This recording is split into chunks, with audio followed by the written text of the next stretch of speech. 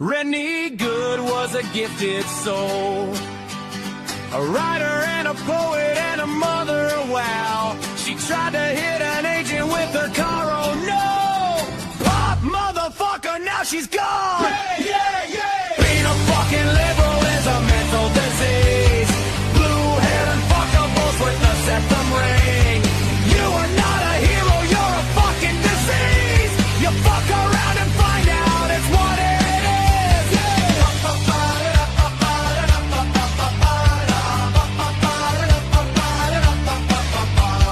Jeffrey Pretty was a Jewish homo.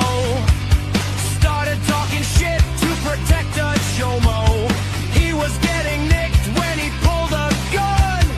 Bam, motherfucker, now you're gone! Yeah, yeah, yeah! Being a fucking liberal is a mental disease. Blue-haired and fuckables with a septum ring.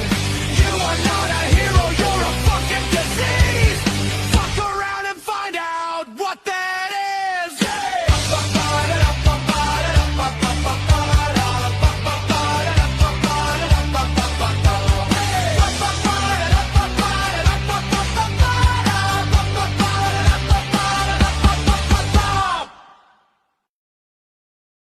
Okay, guys, this is a hot topic. It's probably one of the hottest topics that are out there.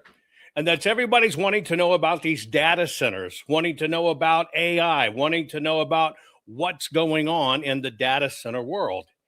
As you know, we've talked about this quite a bit. I make fun of the system all the time, just like that little parody that all of you love, right? We're in a time where it seems that everything is right is wrong and everything that's wrong is right.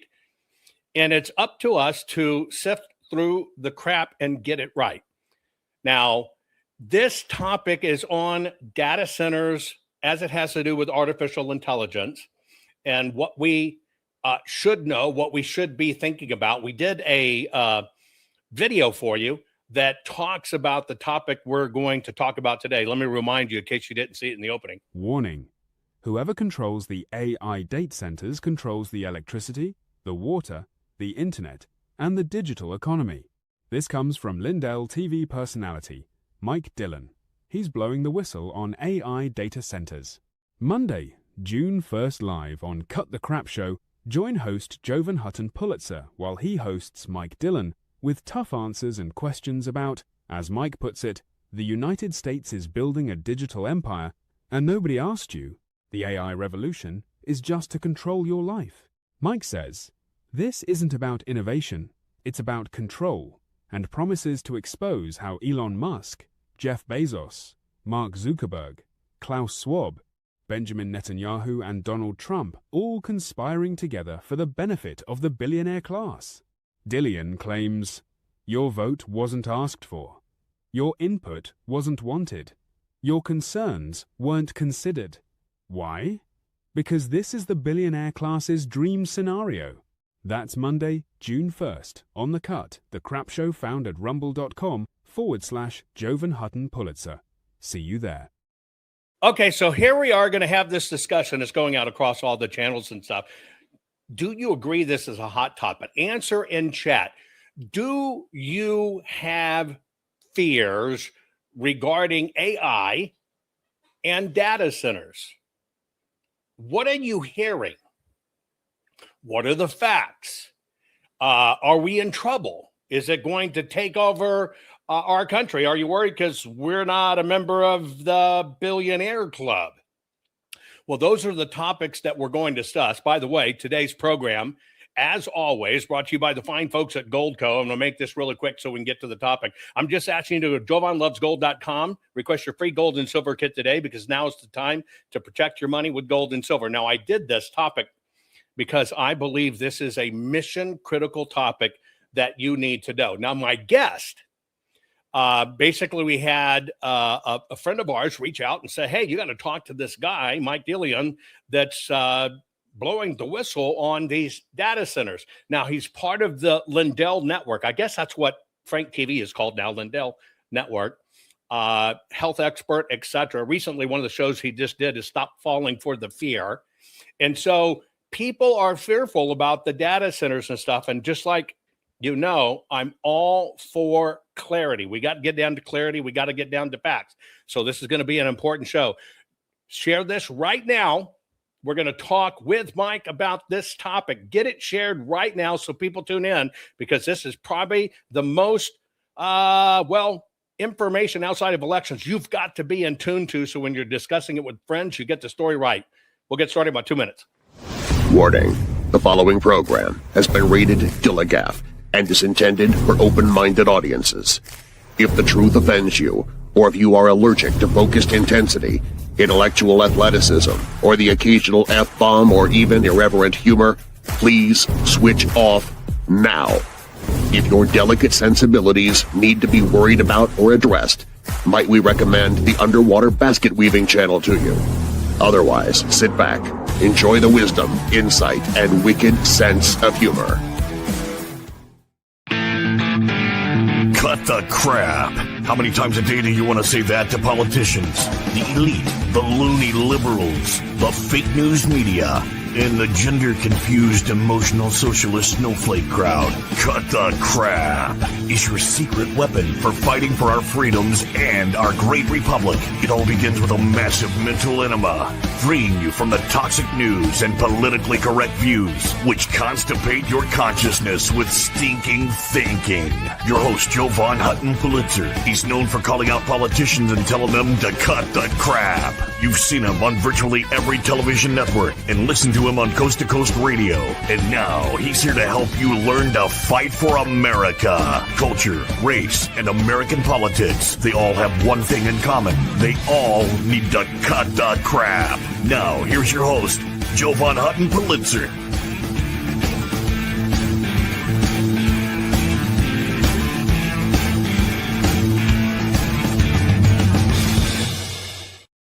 Okay, guys, I know you have tons of questions, but how could you ignore, if you're going to learn the truth about Elon or Bezos or Bibi Netanyahu or any of these fellows?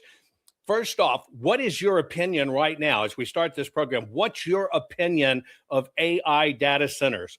1, there's nothing to worry about. 10, we're in trouble. I want to kind of do it as a poll across the different chats, across the different channels. And all I'm asking you to do is have an open mind regarding the information. It's just like anything else out there. You've got to know the truth. And so where do you think we are? I've got 1, 2, 3 10s. I got a 3.5. I got a 4. We got a 6. Where do you think it is? 10 means we are in incredible trouble. 1 means we don't have to worry about it. Got another 10, got a 9, got a 7, got another 10, 3.5, got a 4, got another 4, got an 8, right? Another 10 all over the channel. So as you can tell, people are incredibly concerned about this AI and data centers. I want you to pull out a piece of paper and a notepad. My job is to make you the smartest patriot in the room. And we cannot defend against the system if we don't understand how a system doing it to us. Mike, do we say, is it Dillion? Am I saying that right, Mike? Dylan, like Matt Dillon, just better looking, but less money in my bank account. Oh, there you go. But it's still with that extra I on the end there, right? No, it's just Dillon. O-N. I guess I had that as a typo. Hey, look, tell people about yourself, where you're from, what you are, what do you do in life? And I know and how'd you get on Lindell TV to begin with? So to tell you the truth, I'm not a huge fan of a lot of the products, but Mike reached out to me a few years back, and when he got caught up with the election fraud, right? And me as an American patriot, I knew how hard Trump was working for the American vote and the American people. And I didn't think that there was any way that Sleepy Joe had got tens of millions of votes, or 1 million, not even 5 votes more than Donald Trump. Right. And I saw that they crucified Mike Lindell for speaking about the election fraud. And he wanted to launch a network. And he said, look, Mike, he goes, I'm looking to put some information out there. And I said to him, I want to talk about health, because I thought that Bobby was really had a good chance. I loved what Bobby's, uncle had done. I think he got killed for speaking on some topics that probably he should have just kept his mouth shut. But, So should we assume you're a personal friend of Robert? I'm not a personal friend, Okay. but I've sponsored the Children's Health Defense shows. I've spoken with Bobby. I'm very good friends with Brian Hooker, who he's wrote multiple books with. And I wanted to give Mike a shot to give people a platform to speak. And so Mike kind of, I guess, called and recruited you in. What's your particular expertise? So my expertise is in health and wellness. It's anything in the body, detox. I grew up in a chiropractic background. I've been lecturing and Palmer or Parker? Palmer. My daughter's Palmer, actually. I used to write all of the chiropractic training programs for Palmer and Parker years and years ago. I know them well. That's why I know to ask you whether you're a Palmer or a Parker. Anyway, go ahead. Yeah, and the funniest thing is Dee Palmer, the founder of chiropractic, a lot of people confuse it and say it was BJ. I go, no, well, BJ was just the first one with a license. I go, but his dad was doing it willy-nilly and helping people before the school was even written.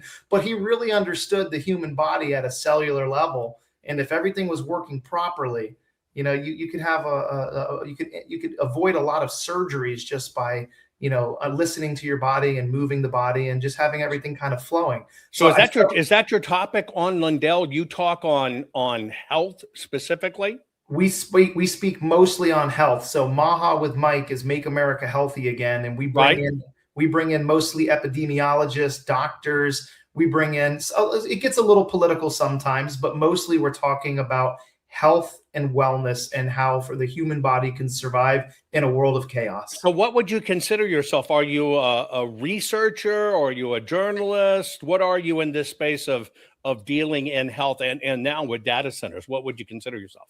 Okay, so my background is in building companies like airwaterhealing.com, which is a health and wellness space, but I am a journalist and I'm a podcast host.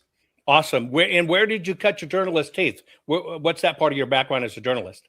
So for me, a lot of what I did was just, especially during the DC and January 6th, it was flying around to different places, interviewing, talking to people, but more importantly, dealing with the guys that were developing cutting edge technology that were going up against big pharma.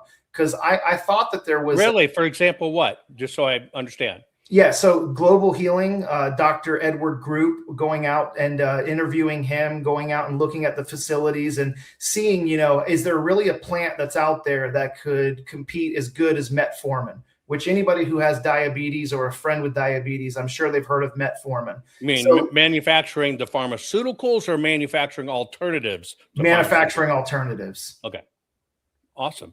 Okay, so you keyed in on this topic, and this is what was sent to me. You keyed in on this topic that data centers truly are it's a big consolidation play. They're going to control our future, etc. Let's start there. I took the 5 points that were sent to me and basically you said your 5 key points here, and let's just kind of knock them on one by one. I want to save time for question and answers too, but you're basically saying this might be one of the number one water crisis and most important threats to public health, agriculture, and long-term sustainability. Tell us what you need us to know about water. So water is probably the most important thing on Earth other than air, because we can go, a couple minutes without air. We can go a couple days without water. Water is crucial. And I think one of the most alarming things, and anybody who's not a liberal or a mental absolute scumbucket would understand, that you should not be building data centers in places that are prone to having droughts, right, or water scarcity. Right. And the thing about AI data centers is they require, some of them, millions of gallons of water to cool these supercomputers. Millions of gallons a year, millions of gallons a day, what? Millions of gallons a month. Some really? Of them could be millions of gallons a day, depending on the size of the data center. And so are you saying that the areas that they've been located in have water issues, that they're being chose intentionally? Is that what you're thinking? Well, it's not what I'm thinking. It's what's being released. There's already independent journalists out there that have said places in Arizona that they've already approved data centers that are in water restricted areas or high levels they've already broke ground on some of these sites. But I understand, and you and I both understand, you're not going to put a data center in Palm Beach next to the ocean and get a desalination generator. It wouldn't be affordable. So they've got to put them in places where land is not only cheap, but they've also got to put them in places where they can get permits, where they can get approval. And I think we're at a point now where we have to start asking the question, who deserves water more, human beings or the machine? Very true. Good, very, very good point. So that's your point on water. We're gonna kind of knock these down one by one, folks. The second point that your team had sent is you're saying this is the billionaire control class, and you drop some big names, right? You drop Klaus Schwab, evil name. You dropped Bezos. You dropped Zuckerberg, president of China, even our president. What does this mean? You think it's for the billionaire class that's going on? Well, any of your listeners that watch you, I think the reason why I fell in love with you in the beginning is you have a relationship with Goldco. And your listeners need to know gold and silver is where your family's financial security is. Because if you look at the S&P 500, if you look at BlackRock, Vanguard, State Street, these guys that have made this run, a historic run in the AI sector, in the S&P 500 in the past 7 months, it has created a whole new level of millionaires, billionaires, soon to be trillionaires. We might see the first one with the SpaceX IPO.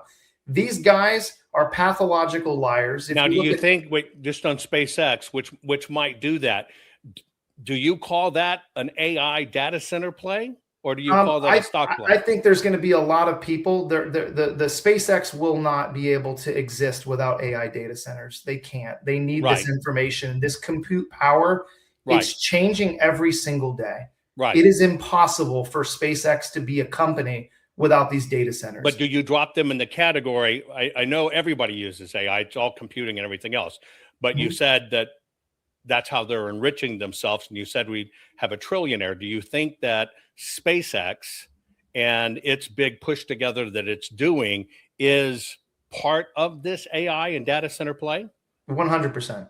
And how do you think SpaceX will play in the data center business going forward?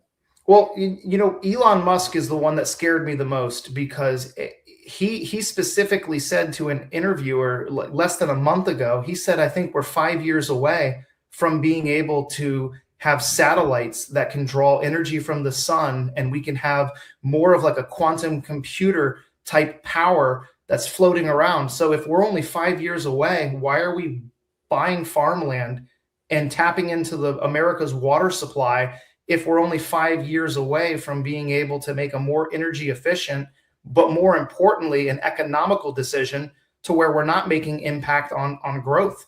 Like, so since you named Elon in this billionaire class, are you thinking Elon's not one of the good guys?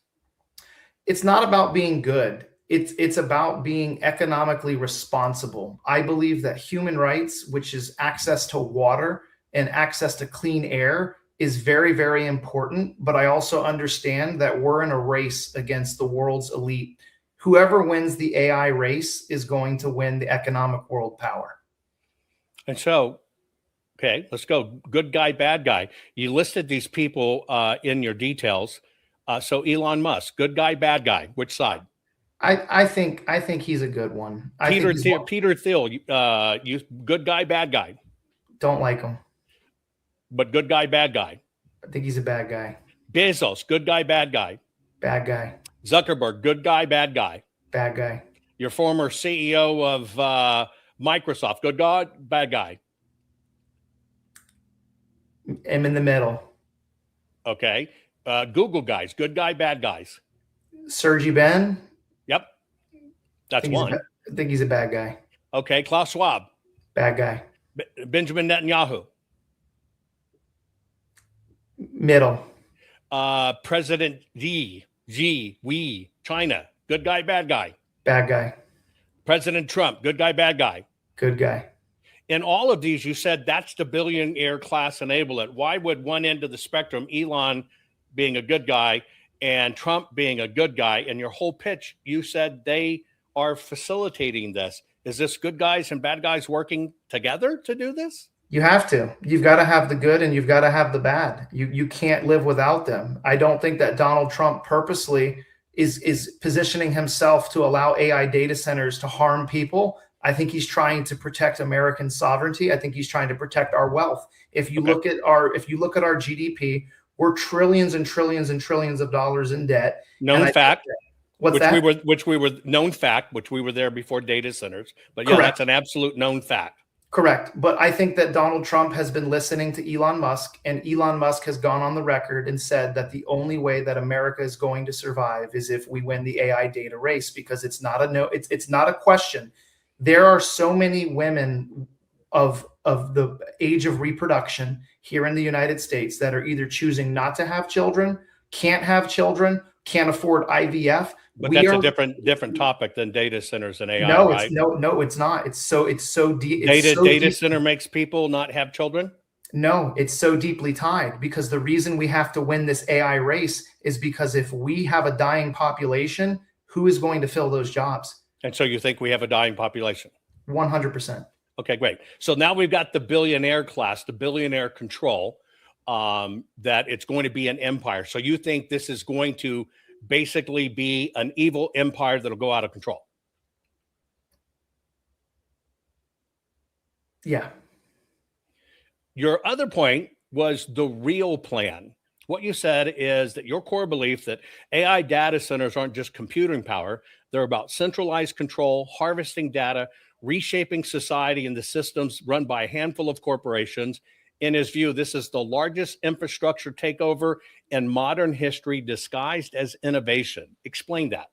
So we're allowing companies to come into small cities that have water drought issues, electrical grid issues. Such as what cities? Get an example just so everybody knows. I don't want to assume the public knows the cities or the towns. Which ones you're talking about? I'll give you a specific one. Fayetteville, Georgia, which is outside of Meta's giant data center that they just did.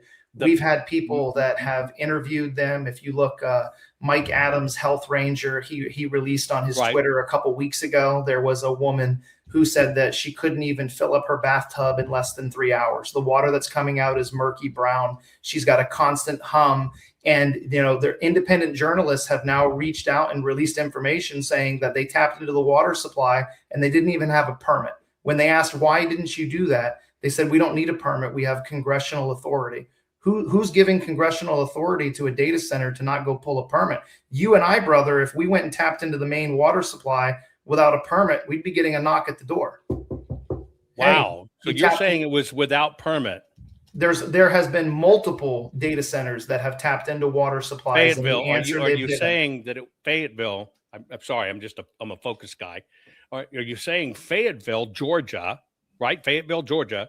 Yes. Tapped into the water supply without any permits? Yep. That's the answer that was given to the people that were calling in. Wow. How much water are they using? Millions of gallons a month. How many millions of gallons a month? I think it's 10 million gallons a month is what was reported.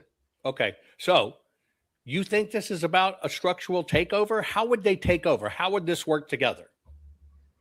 So the bigger issue here is it's not about taking over. It's about redirecting electricity and water to run these centers because they require a lot of money, right?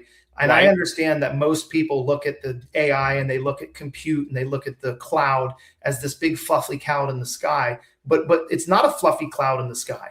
This is tax breaks. This is transmission lines. This is long-term public infrastructure support, which according to Elon Musk, in 5 years could possibly be done by satellites or switching to quantum computing, which I know Trump is now putting billions of dollars behind quantum computing because it might be a more energy efficient reason. But when you start looking at the NDAs, right, that they're signing in, and I believe NDAs are good for some reasons. When you say NDAs, you mean non-disclosure agreements? Correct. From the security issues, from what they're using with the land. Hold on. You've actually looked at the data center NDAs?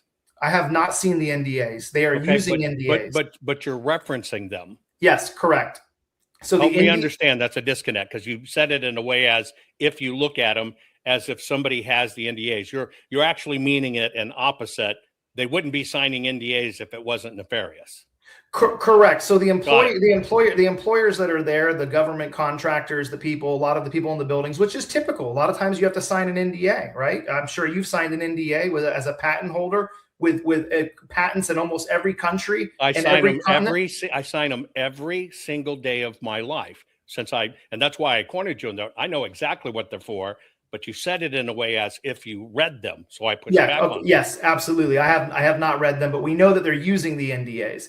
And one of the biggest, the big question that people are asking is, when you build this 1 million square foot facility, and you've got, like, if you look in Utah in specific, Kevin O'Leary, they just got approved for 40,000 acres. He said, we do not envision a world where we need 40,000 acres. That's not the size of the data center. We're only going to be building a small center in the middle. He goes, well, at least in the beginning. Do you know why they asked for 40,000 acres? 40,000 acres is to secure not only the water rights that are underneath the 40,000 acres, but it's also for being able to possibly expand for electricity consumption. So we don't know if what they signed with the government in Utah is, hey, you've got 5 years, you've got 10 years. Independent journalists have reached out and said, are you guys going to be efficient? Are you doing solar? Are you guys going to be building a nuclear reactor? Where is this power coming from? So let's do this. Number one, I'm inside that. I'll tell you the right numbers firsthand, but we'll get to that in a moment. So are you under the assumption that it's the square footage of land or acreage of land that determines your power consumption? No, not at all. So you're saying they got 40,000 acres of land because they want water and want power consumption? I don't know that the 40,000 acres was anything other than an investment for future expansion. Maybe they're putting multiple data centers on there. We don't know, but we don't know the total square footage of what the building will be, because the answer that Kevin O'Leary gave was, in the beginning, we don't need to scale that size, at least not in the beginning. Yeah, I'm trying to see where you see the nefarious actions in that. Help me out. I'm sometimes in this industry, people come out with figures fast and furious and whatever, and blah, blah, blah, blah, blah, blah, blah, blah, and it sounds nefarious. I'll translate for the audience. You're actually saying that they are going to expand and have 62.5 square miles of buildings. No. Is that actually what you're saying? No, that's not what we're saying. We're saying that we want to know the scale. How big is it? How much water will you need? How much water is going to be required? Are you going to consume more electricity than the entire state of Salt Lake City? Good. Do you guys have have a plan? Who is we? Anybody that is manufacturing data centers anywhere on American soil. No, hang on. You said we want to know. Who? The American people. Okay, great. No problem. I got it. I just want to make sure that I'm doing so. This real plan's about control. You said that there's going to be an environmental fallout. Tell me about the environmental fallout. You've said it's high energy demands. It is EMF output, et cetera, et cetera. Tell me what the environmental concerns are for these data centers outside water. We covered water. Yeah. So again, to circle back to water, medium-sized data centers. So let's say that the 5,000 data centers that are in the United States, let's say that the biggest one is, outside of Virginia. Let's say that the 1.8 million square foot, and you got 20,000 square foot. So let's say medium. Can we just agree that 500,000 square feet would be a medium-sized data center? You disagree with that, or we disagree with that? No, I'm asking you, would you agree that 500,000 square feet could be a medium-sized data center? Yes. Okay.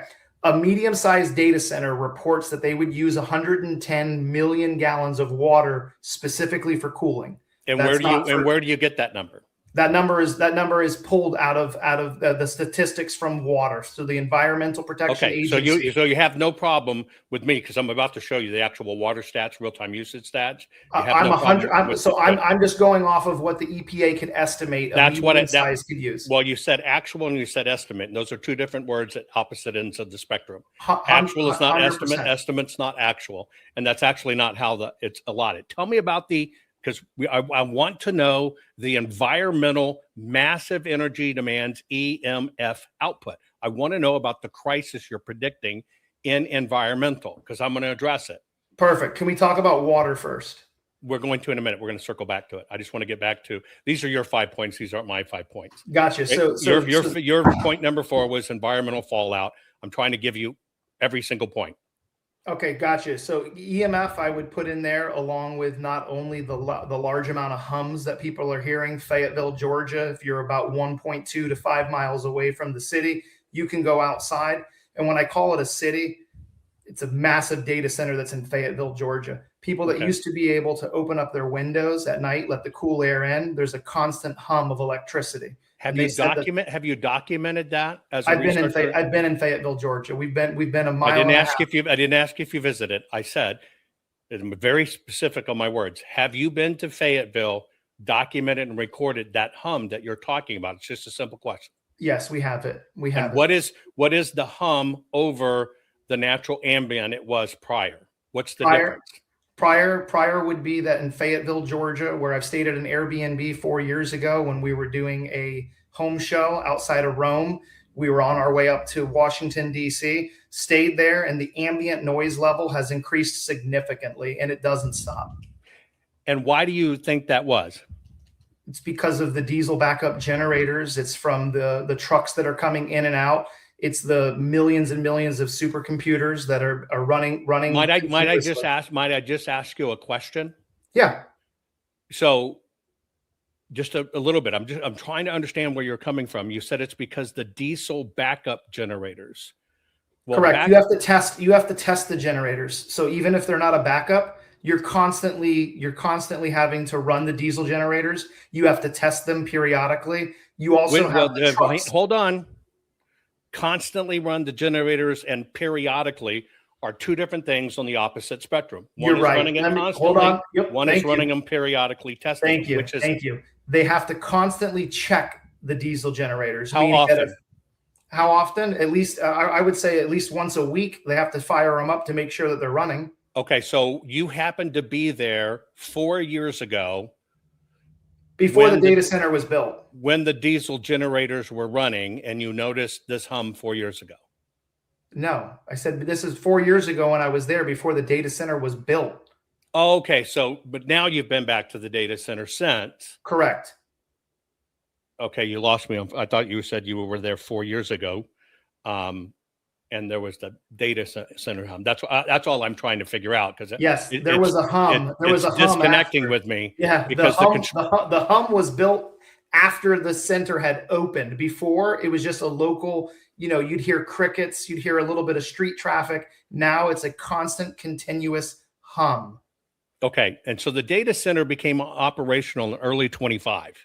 Correct. And so you're saying you could hear the building humming. Everybody can hear it. Anybody that lives within a mile. I'm only asking about you because I only want to go on firsthand account. Perfect. Yes. If you know me and my audience, I don't care what other people say. I care what the people doing it said. You also said that this is going to threaten the food supply. Tell me how you think this is going to threaten the food supply and that it's going to create food scarcity, raising prices, etc. This was a follow-up on your environmental fallout. Help me understand that. So you're talking about farmland that is being purchased. If you drive from, let's just say, Michigan to Indiana, you will see about 7 million signs that are saying no AI data centers. The farmers that we've talked to said they don't want to sell their land. They want to continue to sell. We know that the American population depends on farmers. It is the backbone of America, growing our own food. Right. So we are independent.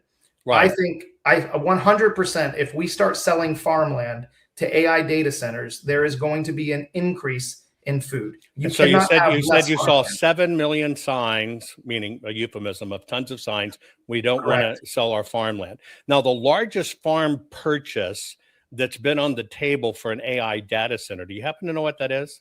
How many acres? I'm asking you. Nope, don't know. 126 acres. That was the largest one that's been sold so far. It's the largest one that's been up for bid and grabs, being tried to get a hold of. Now, where was that?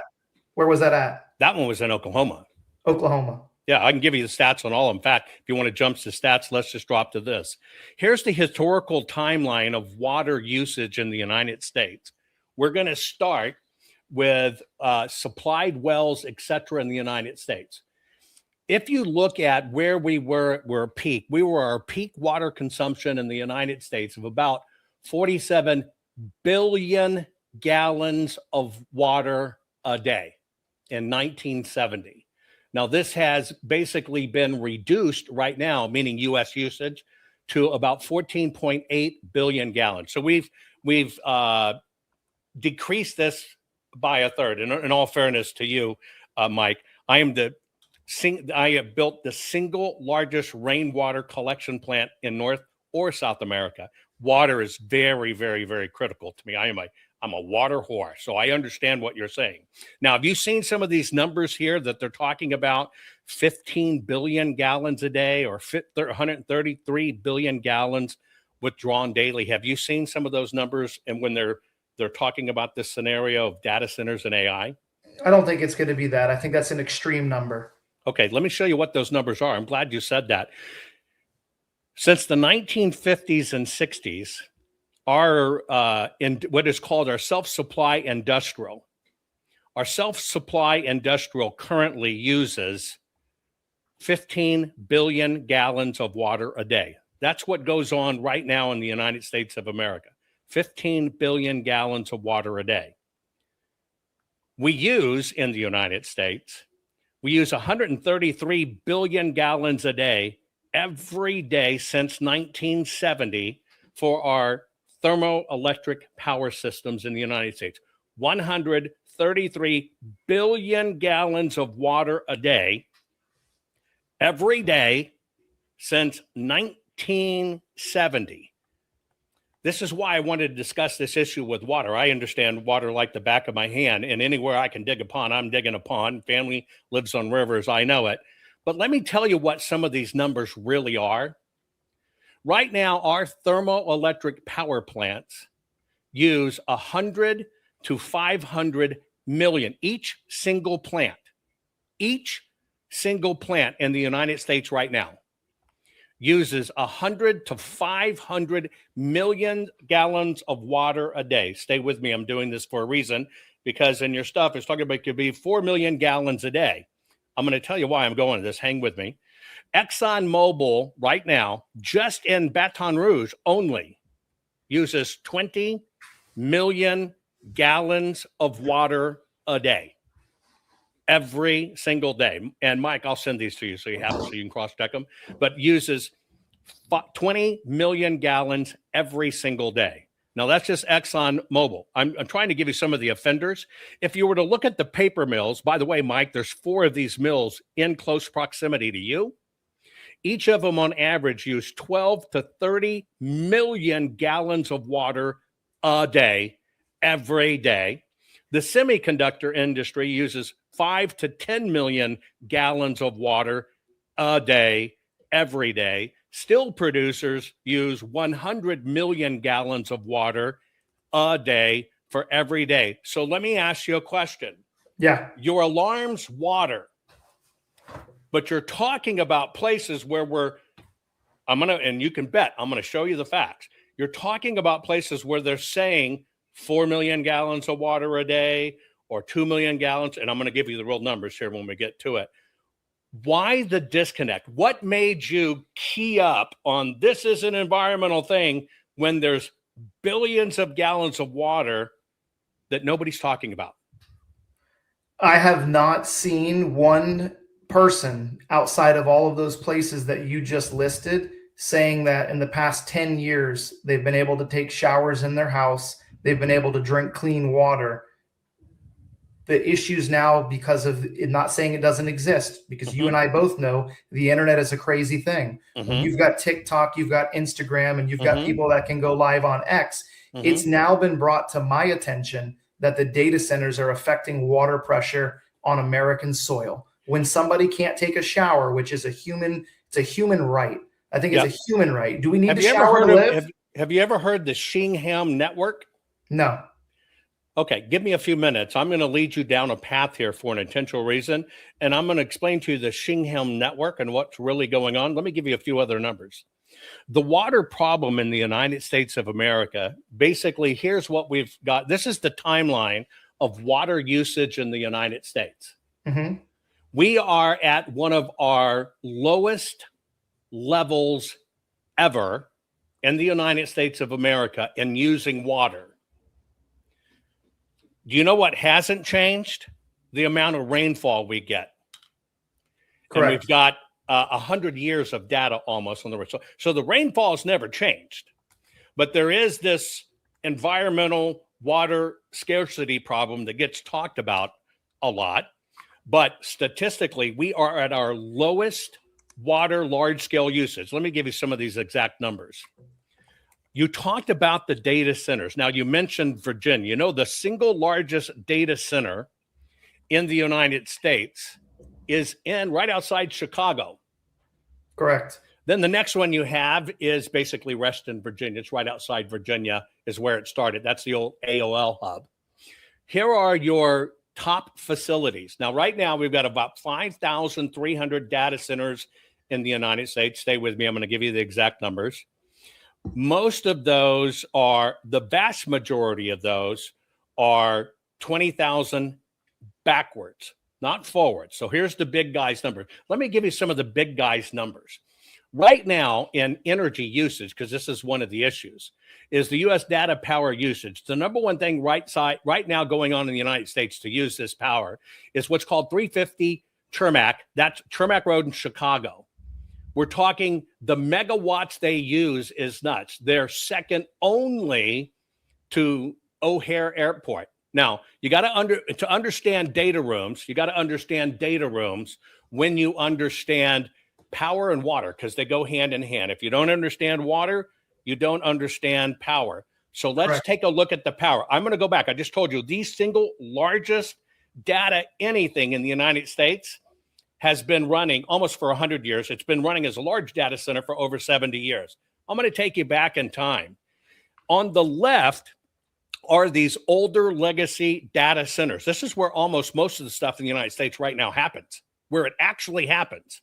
If you look on the right side, which is what everybody's up in arms about, data centers, Google, Elon, Klaus Schwab, and all this other stuff, we are anywhere from 30 to 80% more efficient with power now than the very thing you're powering your home in right now. That's efficiency. This is documented numbers. I'm going to tell you why I'm giving you these numbers, Mike. So this particular one that I told you is the big grid right there that has been used forever. And you go to, that's been literally consuming 100 megawatts. We're talking, this is off the scale massive.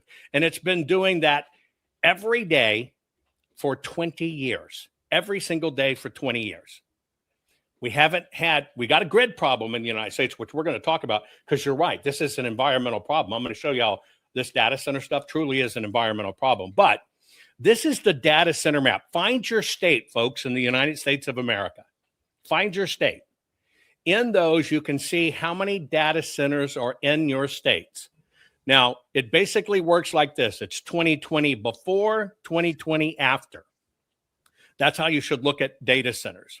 Here's what you need to know about this data center stuff that's coming out. And Mike, you play a very key important part of this because you're a health professional, and this is an environmental issue. And I'm going to explain, I'm going to bring this home for you of what truly the numbers are. First off, folks, find your state. Find your state. Okay? Now, here's some of the numbers you need to know. Pharmaceuticals right now in the United States, just pharmaceuticals, it's probably 300 million. We were conservative. Uses easily 200 million gallons of water every single day. That's the pharmaceutical industry. Now we're going to hop to the other one.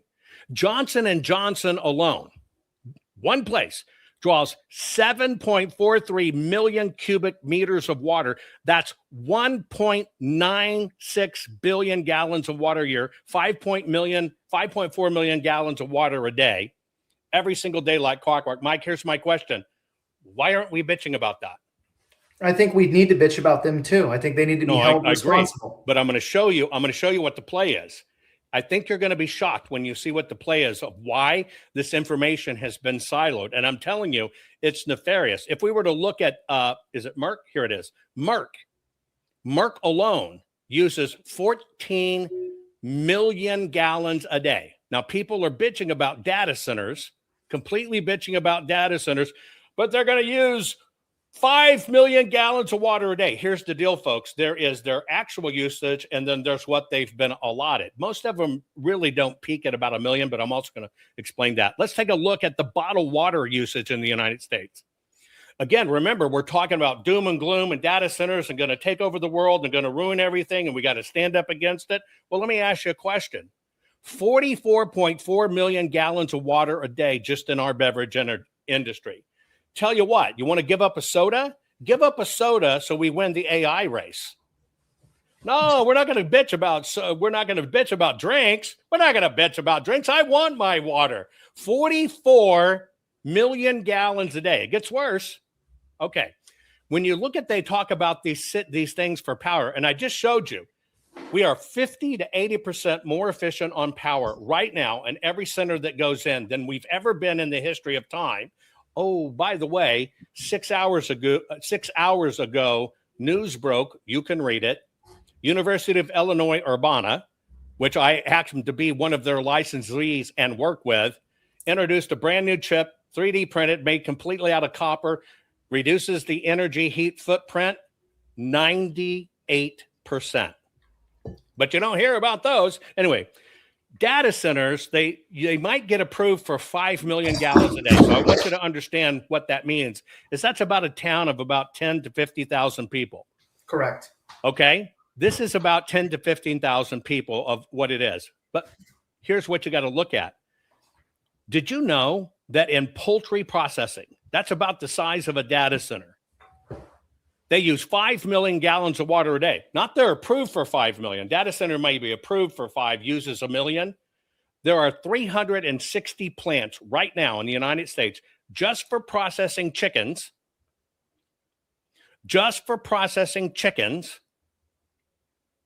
That use 5 million gallons of water a day.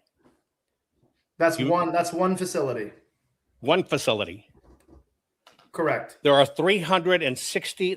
So when you talk about 5 million gallons, it's 5 million gallons times 360.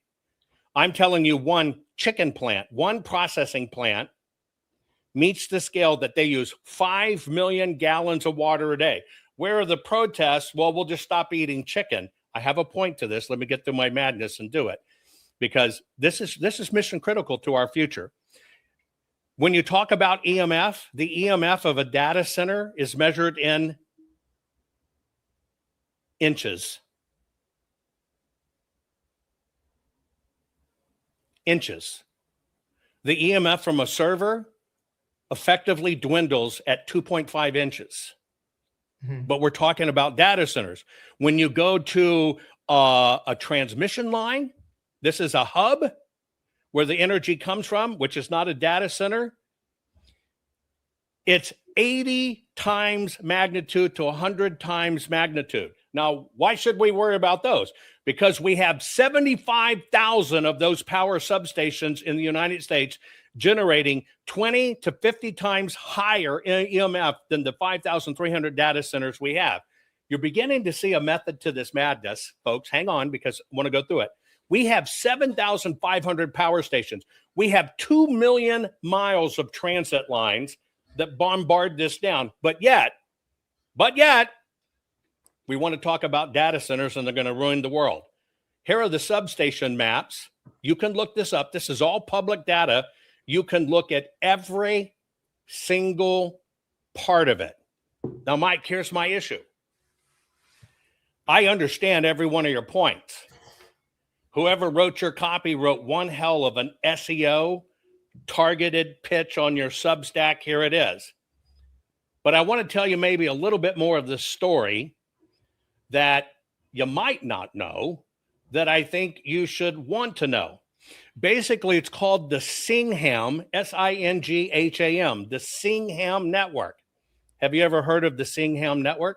Yes, but I don't know very vastly much. I mean, to talk to me about the Earlier, I asked, you said no. Now you're saying yes. You mean you looked told it me up? about it. Yeah, You looked it up in 'cause you between. told, no, you just told me about it. Okay, great. Here's what the Singham Network is.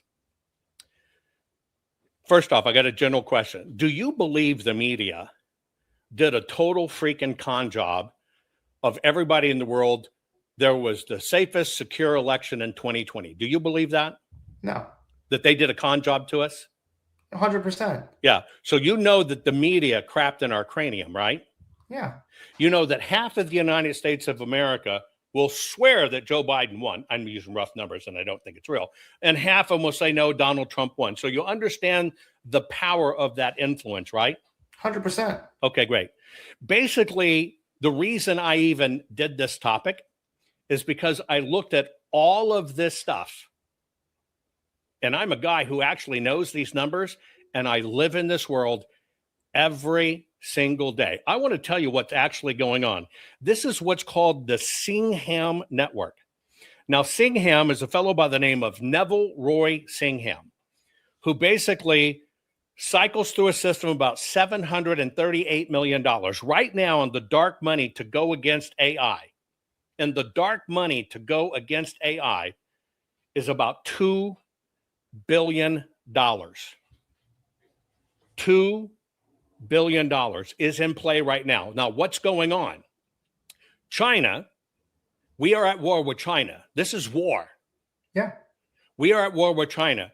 China has a vested interest in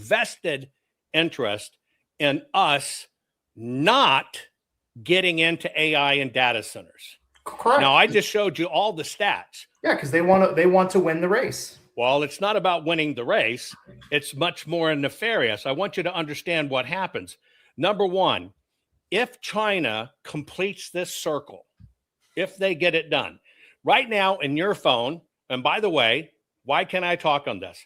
My software is on every single mobile device in the world. That means I set 100% on the Android side. I set 100% on the Apple side.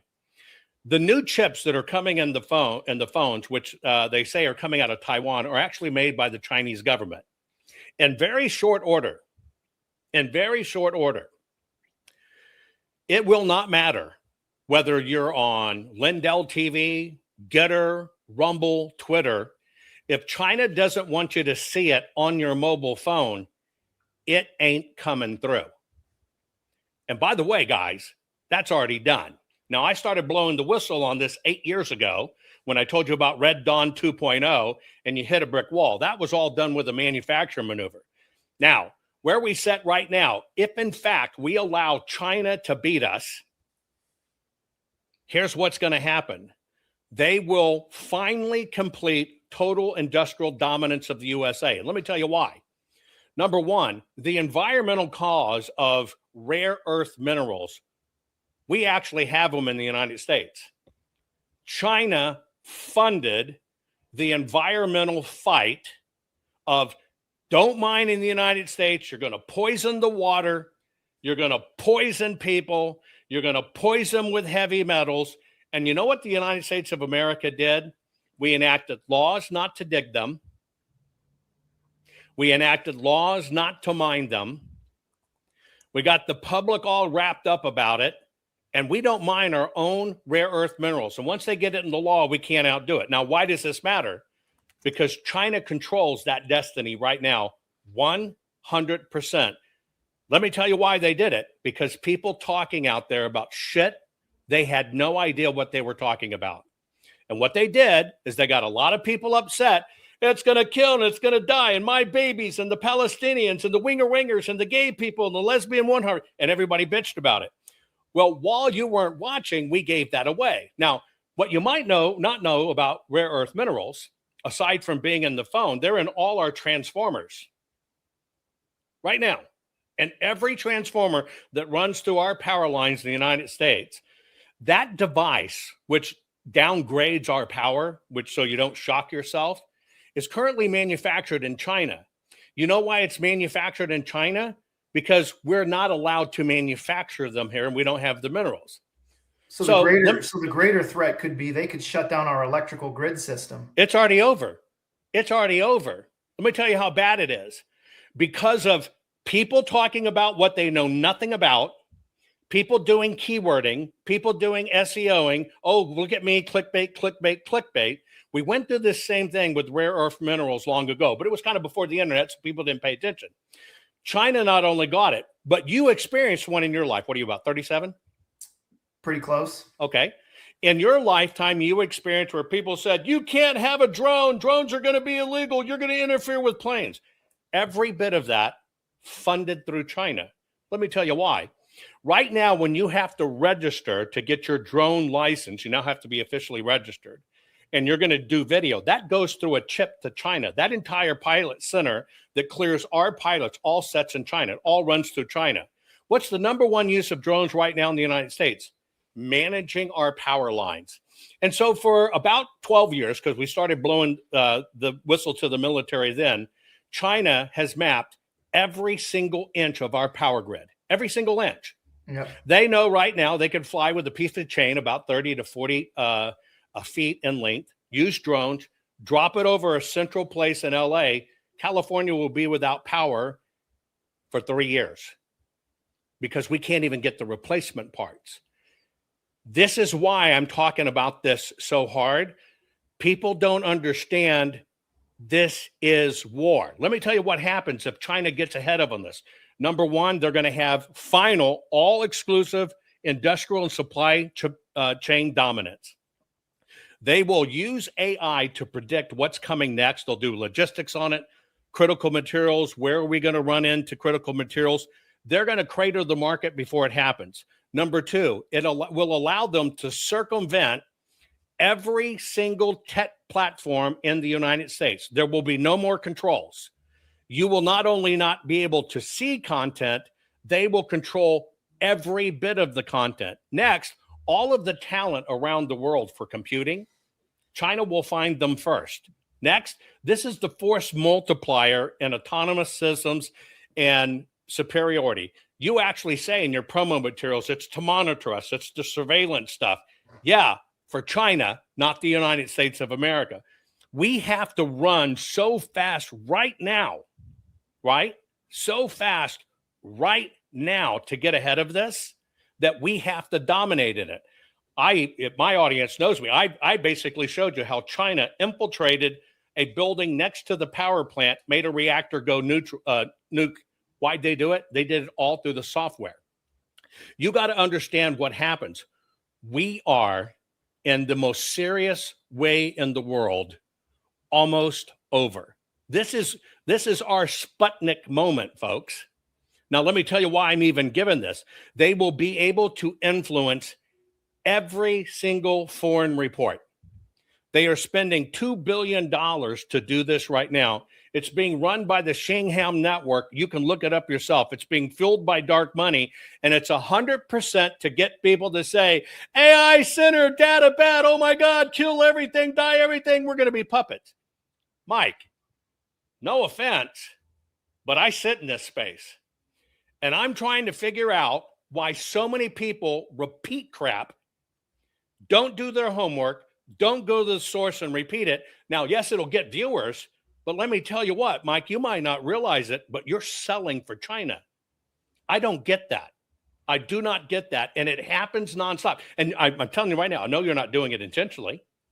I know that. I 100% know you're not doing it intentionally. Right. But you also have to remember, I did say to you that it is a matter of national security for us to win the AI race. That doesn't matter in saying it. Mike, we're talking about your materials and what you say. Mike, you fund China. So does everybody that buys a fucking phone. So does everybody that buys clothes. There you go. Don't get upset. Mike, don't get upset. We got to understand what this is. But listen, we're at a point now where we have given them so much power. Do you think that Elon Musk and all of these people are going to pull us through this race? 100%. 100%. If we I'll tell you how. They're going to lose support if people can't take showers. If they can't put the AI data centers to where they're imposing taxes on us, if our electrical bills are going up, All we're saying is with the trillions of dollars One that are being place, funded, show me one place where the shower went down because of an AI data center. Fayetteville, Georgia. No, you're telling me what you've heard. I've seen it. I've seen the water pressure. No, what you've seen, just so you know, is the Shingham network, which I've shown many times, where they go into data centers, they go into our shipping lines, they go into our railing lines, they get into the data hub, and they dial it back. So we're being attacked. I can prove this to you hands down. Imagine let me tell you how bad this is. Being inside a shipping industry Titan's office saying, we've got control of your ship. And they say, no way, call your ship. They dial the ship, you got control of the ship? Yes, we do. And then to get told in the same room with experts, okay, the ship is now going to make a turn to the stern. And it turns. And the guy's saying, I still have control. Being on the rail lines in the United States of America, and those little bitty hubs that sit in the rail line have 2 data people there at any one time. Look at who's online in that data hub, and there's 150 people. Mm-hmm. Shut it all off, reboot the system, the 2 come back on, but you didn't have 148 people ask what's happened, give me a new password. Which is the same thing you found in LA with these healthcare companies and hospice saying, why didn't I get my check when Dr. Oz shut it down? Here's what I'm saying.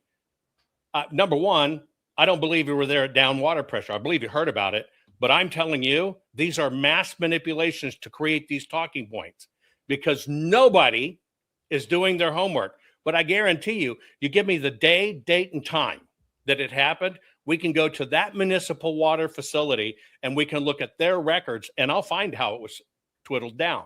And see, this is the deal. Nobody does their homework. This is what upsets me. Good people get used to foster this war. Good people get used. Yeah, but. Nothing. A patriot's not a patriot because they say they're a patriot. A Christian's not a Christian because they wear a cross on the outside of their shirt. What people don't understand about this is we are fucking at war. 100%. And repeating these talking points, just to repeat them, never bringing on an expert, assuming you have an expert because somebody once was on Lindell TV and talked about power, so that must be an expert. We're hurting ourselves. We're killing ourselves. Let me tell you about these systems in data centers. Number one, we're in a fast rush right now with data centers to reduce the environmental footprint. I've already showed you how it's going to 50 and 80%. We also are reducing the environmental impact of the environmental air and water. Do you know who holds that patent? This guy. You? Do you know why I have that patent? Because I understand what's up and how this is done. So I'm in the middle of this every day. What people don't know about data centers is there's actually 3 things in play. Number one, there's a fast move where it's kind of like Rosie the Riveter, World War II, where, you know, your great-grandparents, because you're so young, but your great-grandparents had to donate metal and all this stuff, and everybody had to pitch in and do it. Well, we had to move fast to get some of these up, like Colossus in Memphis, which is Elon Musk. That's number one. But you had to do it fast, or we'd have been too far behind China. Gen 2, which most people don't know, is the systems are circular. You might prime it with 5 or 6 million gallons of water. One time. Not every day, not every minute of the day, but you might prime it. Now, I just also told you, I gave you the future that the news broke 6 hours ago versus this. This is part of why I even agreed to do this. Yes, at some time, this water that goes through the 1 million gallons, by the way, you hear 5 million gallons. That's what they're approved for, up to 5 million gallons. What they actually use is about 1.1 million, depending on the center, and that's a pretty good center. But what currently is going on is evaporative technology. So it's got to run the water through it, and it's in the evaporation, which is a very old way to do it. You can use the evaporation part to cool these things, and you don't have to use the chemicals. Meaning no glycol. So meaning if you're talking about a closed loop system. Well, that's glycol. That's something different. That's not water. Right, but glycol can be added to the water if it gets super hot. And it becomes, no, you don't, it's not one or the other. You're either doing water or you've got a glycol enhanced system, which is a closed system. Closed. It's a closed loop system. That means it's not put back in the groundwater. It's not discharged. It's not thrown out. It's like people saying we're going to get high metal densities in it. There's no manufacturing process involved. These are some of the lies that are being paid for to make sure America stands behind. Next, most of the Gen 3 centers, which are underway right now, are water generating, not water using, water generating. They actually, by the use, because they're using power, power always involves heat. They're actually generating water, not consuming water, generating water. We're talking hundreds and hundreds and hundreds of thousands of gallons at any one time being generated. So they're going water positive. The next part of it. What, though? Are they using atmospheric? Well, you can always pull water out of the atmosphere, but there's many different ways to do it. I mean, you should know this. You're in the hydrogen business. Yeah, but I mean, the atmospheric water is going to cause more cost on electrical. That's why we're not using it main Zero. stages. Zero. Yeah. No, there's no cost in electrical. Zero. For atmospheric water generator? Zero. How are you going to run an atmospheric water generator without electricity? That's the point. Where do you think the electricity is coming from? It's coming from some power supply, either from the Let's grid. say that's it. Everybody thinks. They immediately think they know, which is power comes from the grid. Why do you think President Trump at the State of the Union says tech companies are going energy sovereign? The issue is not sucking from the grid. The issue is reversed. They're all going energy sovereign. They're their own energy companies. Our grid is only the backup. Correct. And that's another common misnomer. Power, why aren't they using solar? Why aren't they using wind? Because it doesn't work.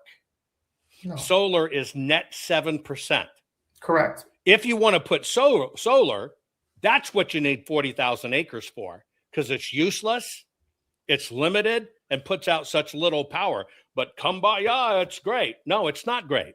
And so just so you know, when you understand the thermal dynamics of all of this and you understand how it's done, number one, just the fact that they're working off natural gas or just the fact that they work off heat, they actually generate their own net power. Own net power can actually pull the water atmospherically out, aside from what even happens in the line, which the lines of what they're using for power to begin with, which is about 12% water. Next, just so you know, this is going to be the single largest boom to agricultural in the history of mankind. Do you know why? Tell me. It will be the largest boom to agriculture because now, thanks to AI, you can no longer hide behind NPK and the phosphates and the nitrates. All the empirical data will be no longer to be able to help. This is going to change all pharmacology. This is going to change all medicines. This is going to change agriculture. That's going to put us back to a sustainable future of literally growing our own inputs, not relying on chemical manufactured inputs. That's why the deep state's fighting this. See, if you understand that NPK that's put into the ground, our nitrogen, our phosphates, and the potassium that we put in the ground, it's put in the ground because it's a byproduct of bomb manufacturing from World War II. They had to figure a place to do it. Spill it on the ground. Yes, it does cause the plants to bloom, but it kills everything in the soil. So right now in the United States, our soil's almost dead, right? Yes. So in order to keep it yielding, you got to keep putting those inputs in. The reason the deep state is fighting this and coming out with so much information, they know that multi-billion-dollar industry is about to be ended with AI.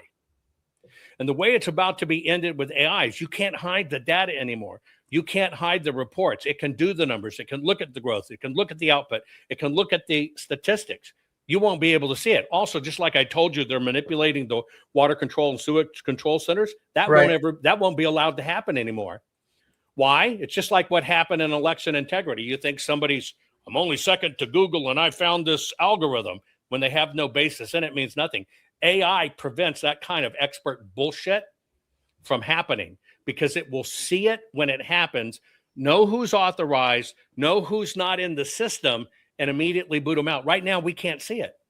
So let me ask you a question then. Based on everything that you're uncovering, do you think that we should be owning up our balls as Americans and we should stop cutting off oil going to China? Should we be in China right now with troops on the ground to stop what they're doing? No, we can't. No. Because why? How much oil do we get through the Hormuz Strait? Less than 5% for us? Zero? So it doesn't affect us. How does it affect us? No, I said so it doesn't. We don't. No, it affects us because OPEC makes our decisions on what's on oil prices. Correct. We don't get any oil from there. Oil is traded in U.S. dollars. So how does it? Well, it's a good thing. But how does it affect? Well, it affects NPK. It affects agriculture inputs that these foreign countries are in. Do we need to go in China and do this? First off, number one, China doesn't have billions of people. I think China's lying. That's number one. And I've been boots on the ground in China. I'm not speaking out my ass. I'm not speaking what I saw some influencer that used to work at Fucko Taco Bell, and now I've got a show, and I'm going to tell you what I've been boots on the fucking ground. I'm not going to disagree with you. I've been to the Canton So Fair. what I'm telling you, I think they're lying about their population. They're lying horribly about their population. But you brought up a very good point, and I'm not going to try to turn AI into a conspiracy, a whole other level of topics that you and I could talk about. But you brought up something that was really important. When you talk about the nitrogen, you said that the soil is dying. I have taken soil samples. I have read soil samples, and you were right. American soil is dying here in the United States. Do you believe that China is somehow behind the spraying of atmospheric aluminum in the United States? You actually believe that shit? 100% without a doubt, there is something that is fucking up our soil. Okay, no, that's not. I didn't ask about that. So you can go atmospheric here, and you can go soil. Correct. You just water sprayed in the air. How many planes have you investigated? That's not my level of expertise. Okay, so you're basically repeating what you've been told. Nope. I'm asking you, can they do it atmospherically or through the water? I asked you if you believed it. You didn't ask me can they do it atmospherically. You asked me, what do we do about this? I said, do you believe that shit? And you said, absolutely so, which means 100%. I believe somebody is manipulating the soil in the United States. 100%. Okay, but soil's not air and air is not soil. Correct. So how is it getting into the soil? Ready? Water. It's called Americans. So they're delivering it through the water systems. No. Let me tell you how they do it. You have no farmers in your family, do you? Nope. Okay. What city did you grow up in, brother? Florida. Okay. Palm Beach County. You suffered, huh? Oh, yeah. Okay. Let me tell you how this works. Because I come out of large landowners, farmers, ranchers. First off, right now in the United States of America, and it's what my newest book is on, by the way. What's the name of your book? That particular one's called Grow Soil Bible. Grow Soil Bible. You don't even know some of the things I write on, but that's okay. Hang on. Literally, here's how it works. Right now in the United States of America, a farmer has to use agricultural inputs. Correct. It's not an option. If you decide not to use agricultural inputs, you do not get farm loans. You do not get subsidies. You don't be put on the government subsidy that will clear out your crops. You have to use them. Now, what is farm inputs? That's pesticides, phosphates, NPKs, extra.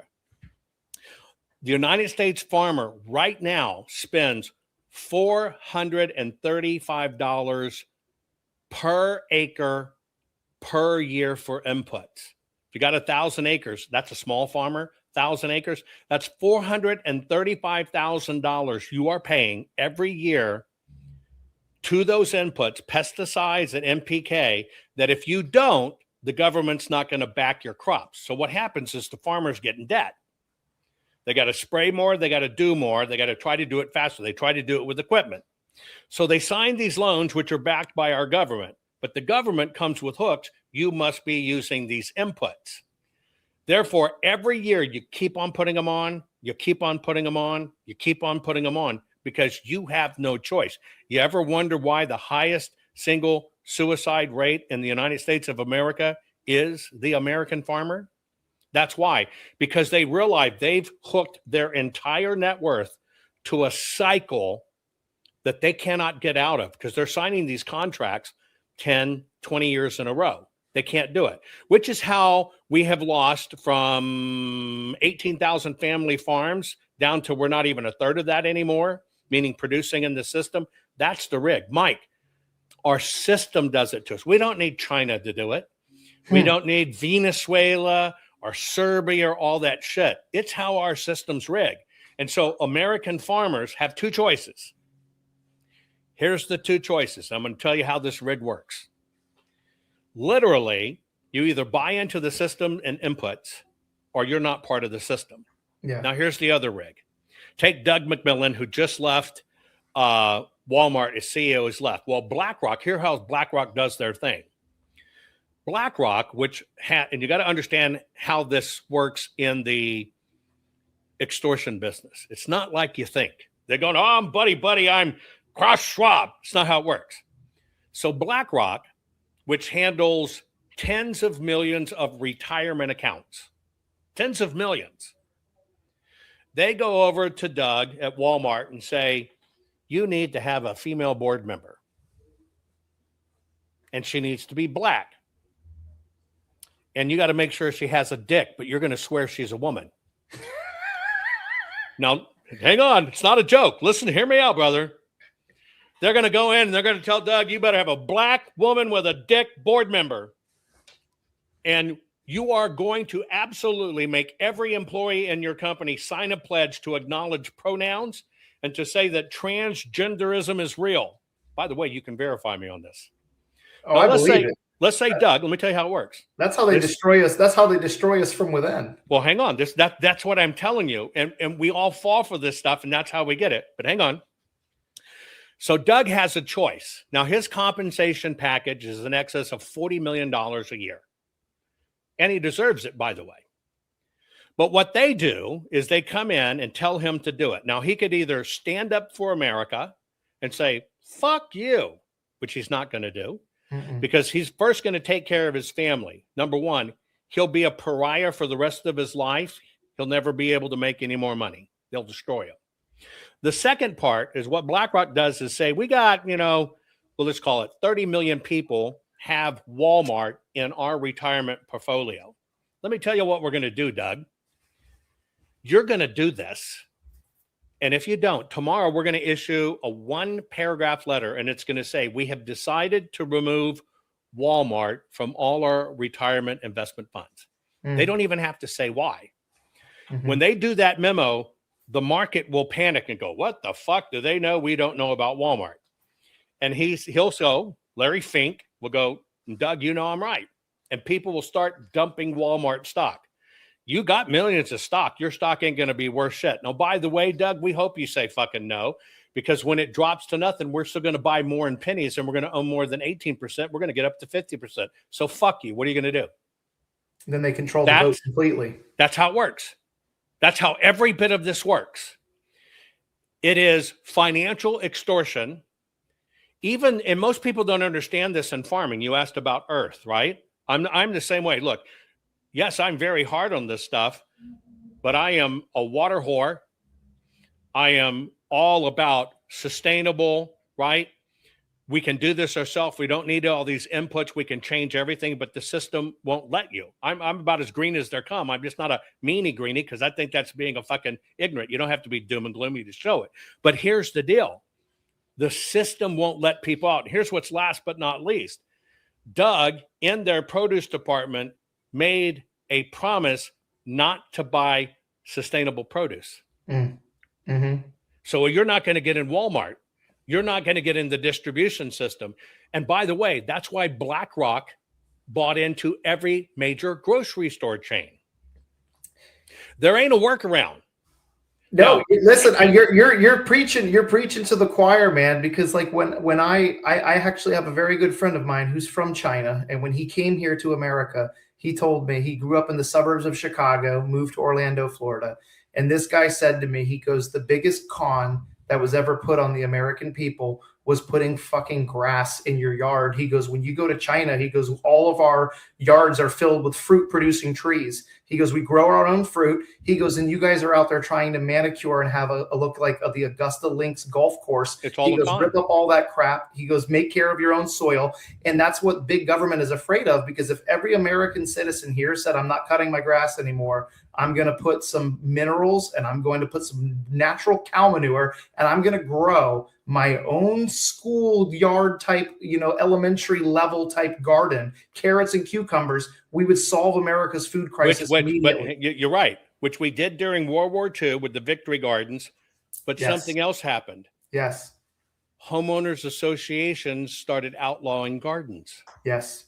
And you can't have gardens. Let me show you this real quick, since you might not know. Here's my newest book, Mike. Here's what is inside the pharmacy. Grow Soil Bible. Beautiful gardens, bountiful harvests, and homesteading abundant black gold. For too long, modern agriculture has poisoned the very ground beneath our feet. Synthetic NPK fertilizers delivered bigger yields at a devastating cost. They wiped out the teeming microbial life that once made soil rich, alive, and endlessly productive, trapping us in a cycle of chemical dependence and dying farmland. Now is the time to fight back. The Grow Soil Bible takes you on a powerful journey back to the ancient wisdom that created the world's most fertile soils. Discover the secrets of Amazonian terra preta, also called black gold, born from biochar, fish bones, compost, and microbial magic. Master the art of Chinese green tea composting and Japanese bokashi to transform kitchen scraps and yard waste into living, breathing super soil.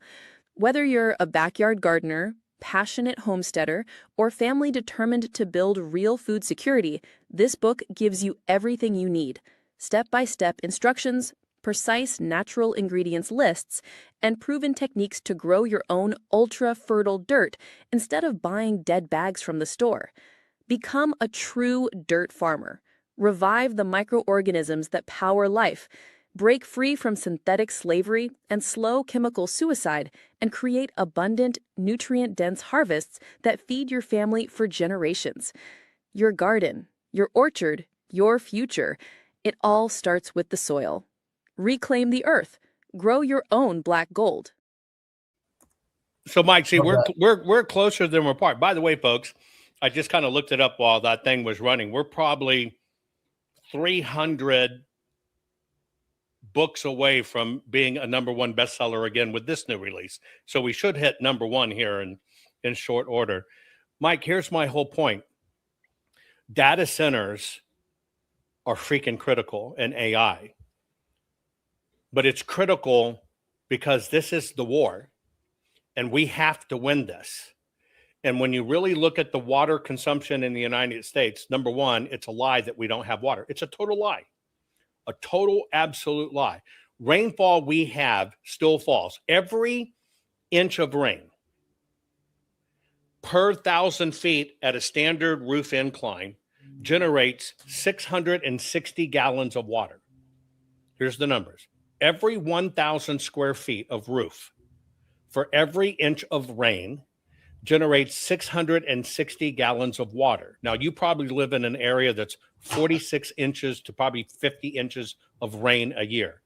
Your house, just your house alone, generates far more water than you use. 100%. Move the data centers to Florida, baby. Stop putting them in Arizona. Well, no, Arizona also has water. Enough? Arizona has far than enough water to run a data center because it's not the data centers. Arizona, it's a racket. The #1 subsidized item in the world is water. Do you know what the global price for water is a gallon? $24 a gallon. Wow. Because of subsidies. It's a fucking racket. And they're trying to do this Al Gore shit. We have just as much water. Here's what happens. Our water doesn't fall on natural ground anymore.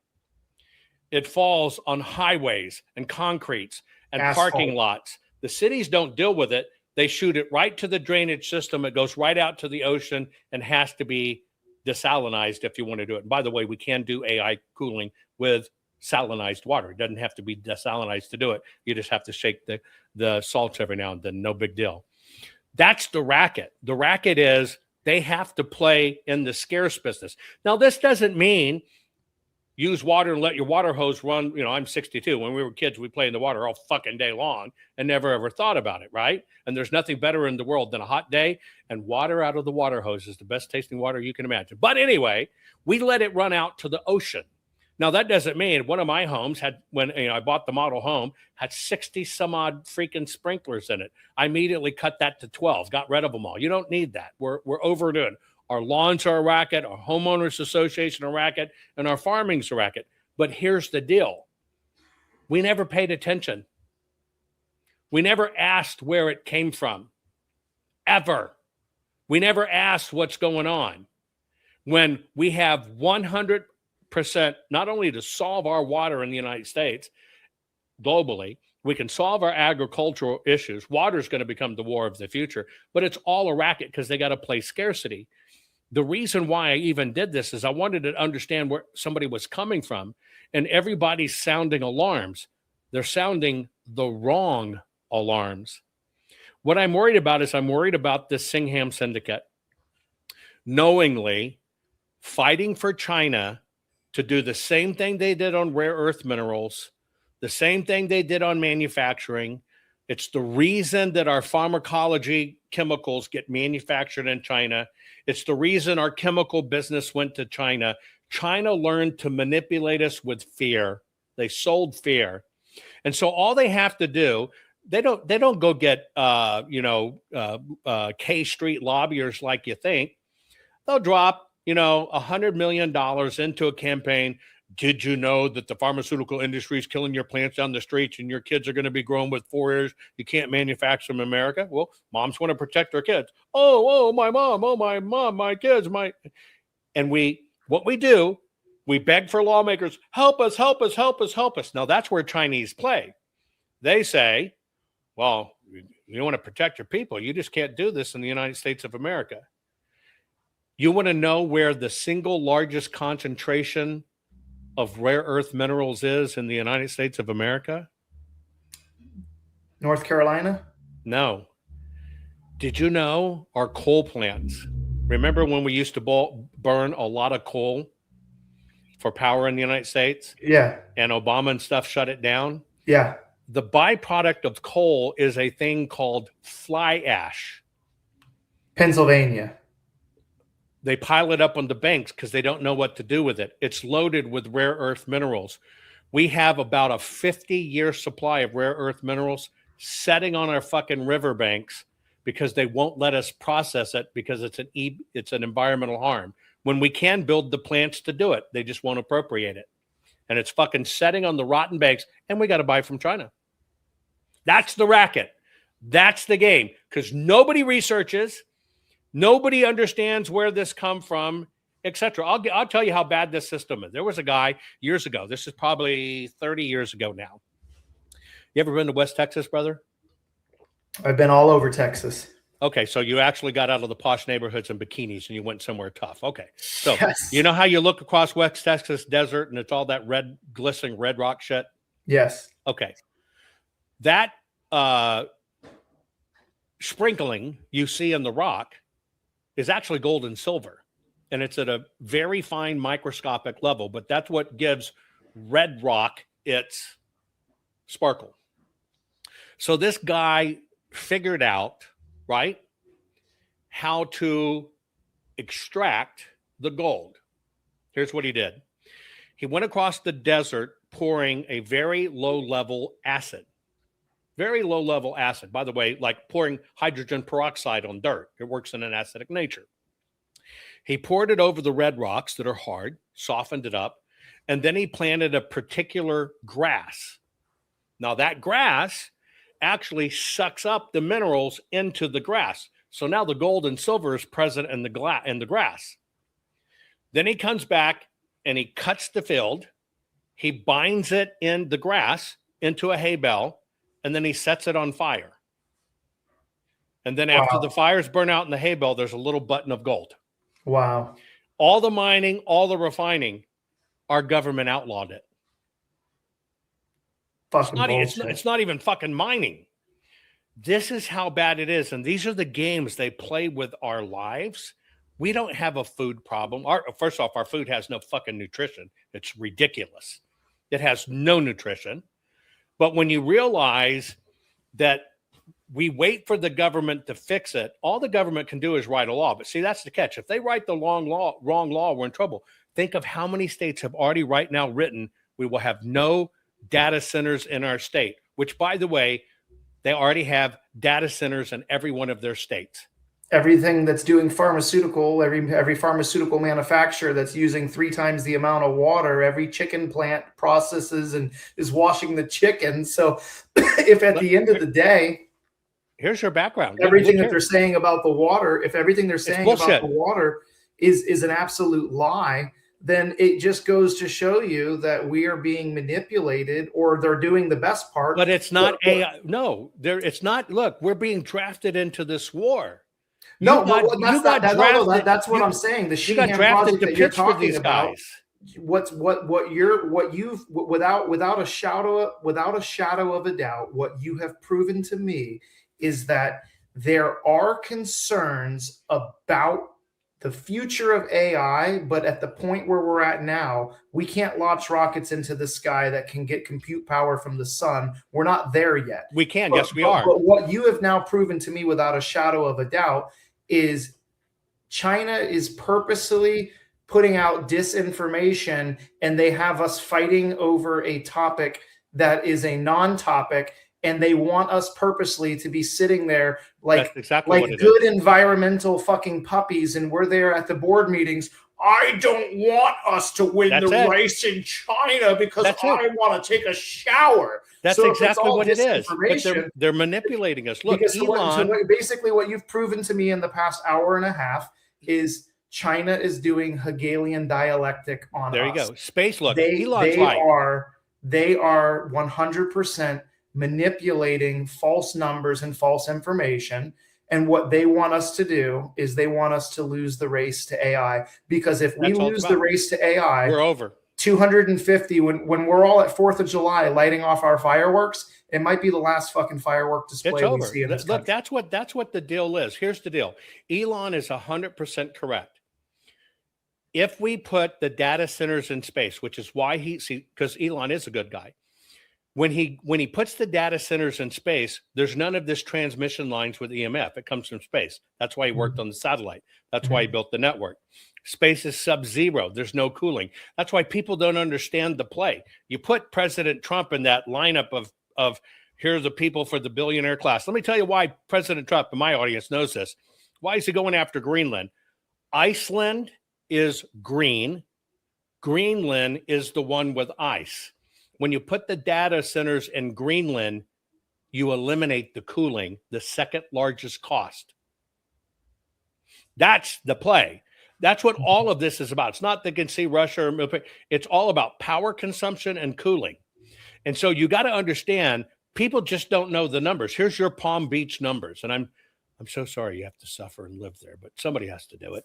But anyway, agriculture right now in Palm Beach uses 346 million gallons a day, but everybody's freaked out about a tech center, a data center might have 5 million gallons. Maybe they don't use that much. Public supply is 252 million gallons a day. Landscape irrigation right now uses 97 million gallons a day. This is just Palm Beach. They use 8 million gallons a day in industrial. If we look at it from a larger standpoint, this is Florida. 2,215,000,000 gallons a day just to do the public supply only for Florida. 2,089,000,000 gallons a day to support agriculture. 434 million gallons a day just to do thermoelectric cooling for the state. 500 million gallons a day for industrial. Landscape, 376. People are freaking out about this. If we look at Louisiana, where everybody's bitching about Louisiana, they might use 4 million gallons a day. Here it is. Ready? Okay. They're actually going to use 1.5 million gallons a day, is to project it until they do the switchover. They're allotted for 5 million. In that parish, Richland Parish, it uses 36.9 million gallons a day for agriculture. The paper plant next door that nobody bitches about already uses 10 million gallons a day, been doing that for several decades. Then you look at industry in this part of Louisiana, it's using 2,100,000,000 gallons. Rice production alone is using almost 1,000,000 gallons a day. Fish farming alone, 720 million gallons. But what have they taught people to fight about? Because they scared you on water. It started with acid rain, which was bullshit. All they've done is carry the same Greta Nunshit shit, flotilla shit, and they've taken good conservatives who have bought into this, are panicked because you're worried about your kid, you're worried about your showers. The bottom line is nobody asks where these numbers come from. Nobody asks what are the real numbers. Nobody does their homework. A lot of people speak on it. A lot of people regurgitate other people on it. But here's the deal. We may not be seeing bombs fall next to our house. We've certainly seen enough riots and bullshit from the Black Lives Matter bullshit. But we're under attack. We are in the middle of World War III right now. And it is on our fucking shores right now. But the reason you can't grasp we're at war, why they did what they did in 2020, because it is the take fucking over. It is why you can put people on TV, say I'm an election integrity expert, and they switch the votes in Venezuela and Serbia. We have no jurisdiction there, and all of the election rules dealing with the machines or software are voluntary. Anybody ever tell you that? That's why they're getting you to focus on that shit, not the ballots. The ballot's a felony. You fuck with it. Folks, we are at war. You might not hear the gunshots. You might not hear the bombs, but they're using all of us to do it. And so many people just grab onto this information and will spew it out there.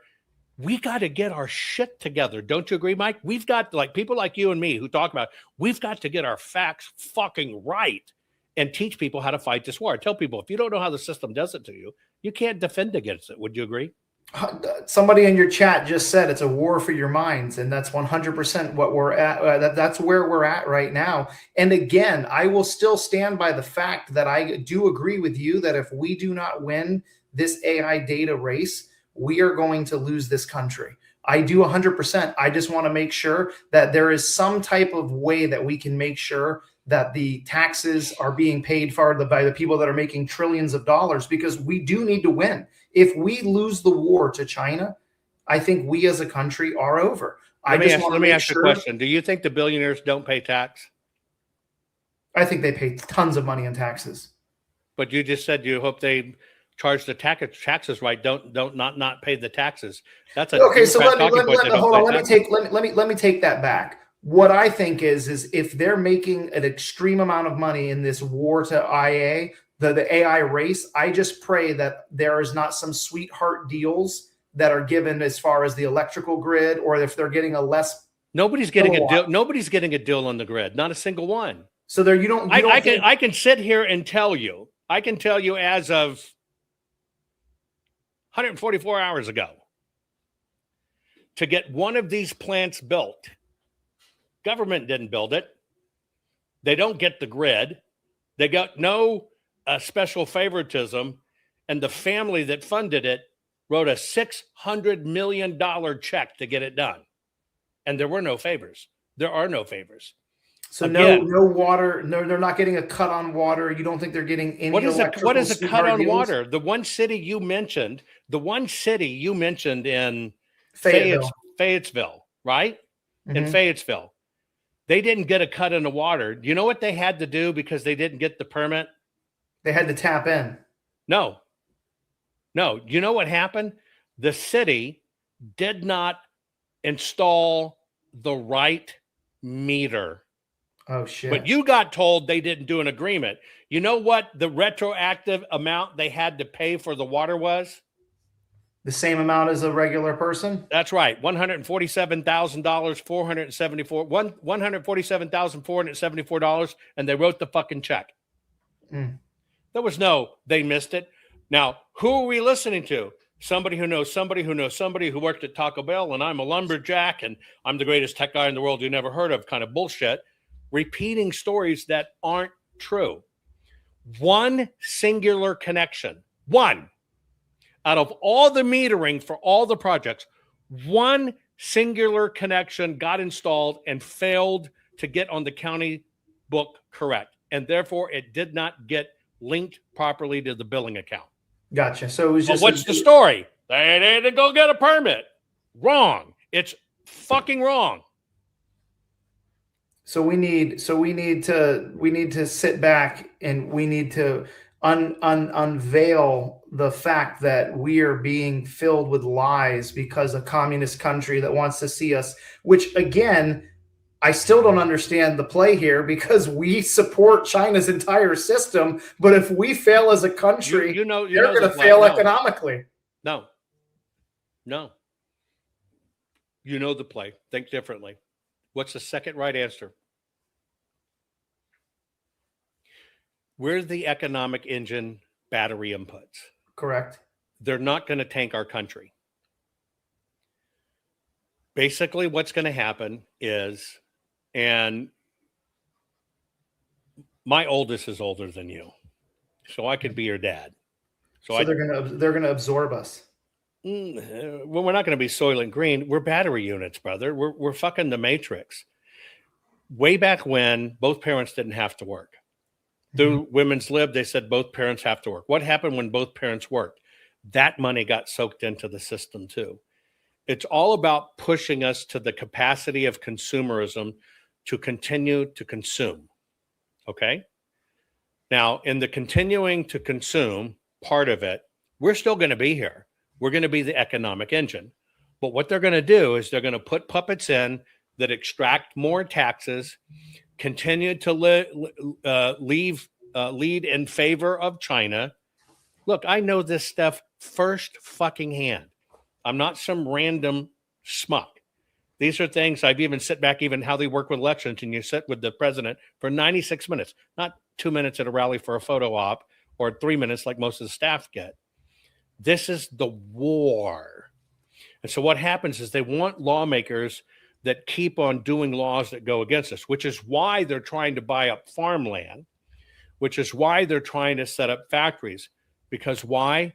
China can't support itself anymore. Here's the difference. If we ride this out and win in AI, I've never seen anything move this fast, ever. And I'm telling you, I've been in tech for a long fucking time. But I'm telling you guys, I've never seen anything evolve this fast as I've seen this. But if we win this, it's China that's over, not us.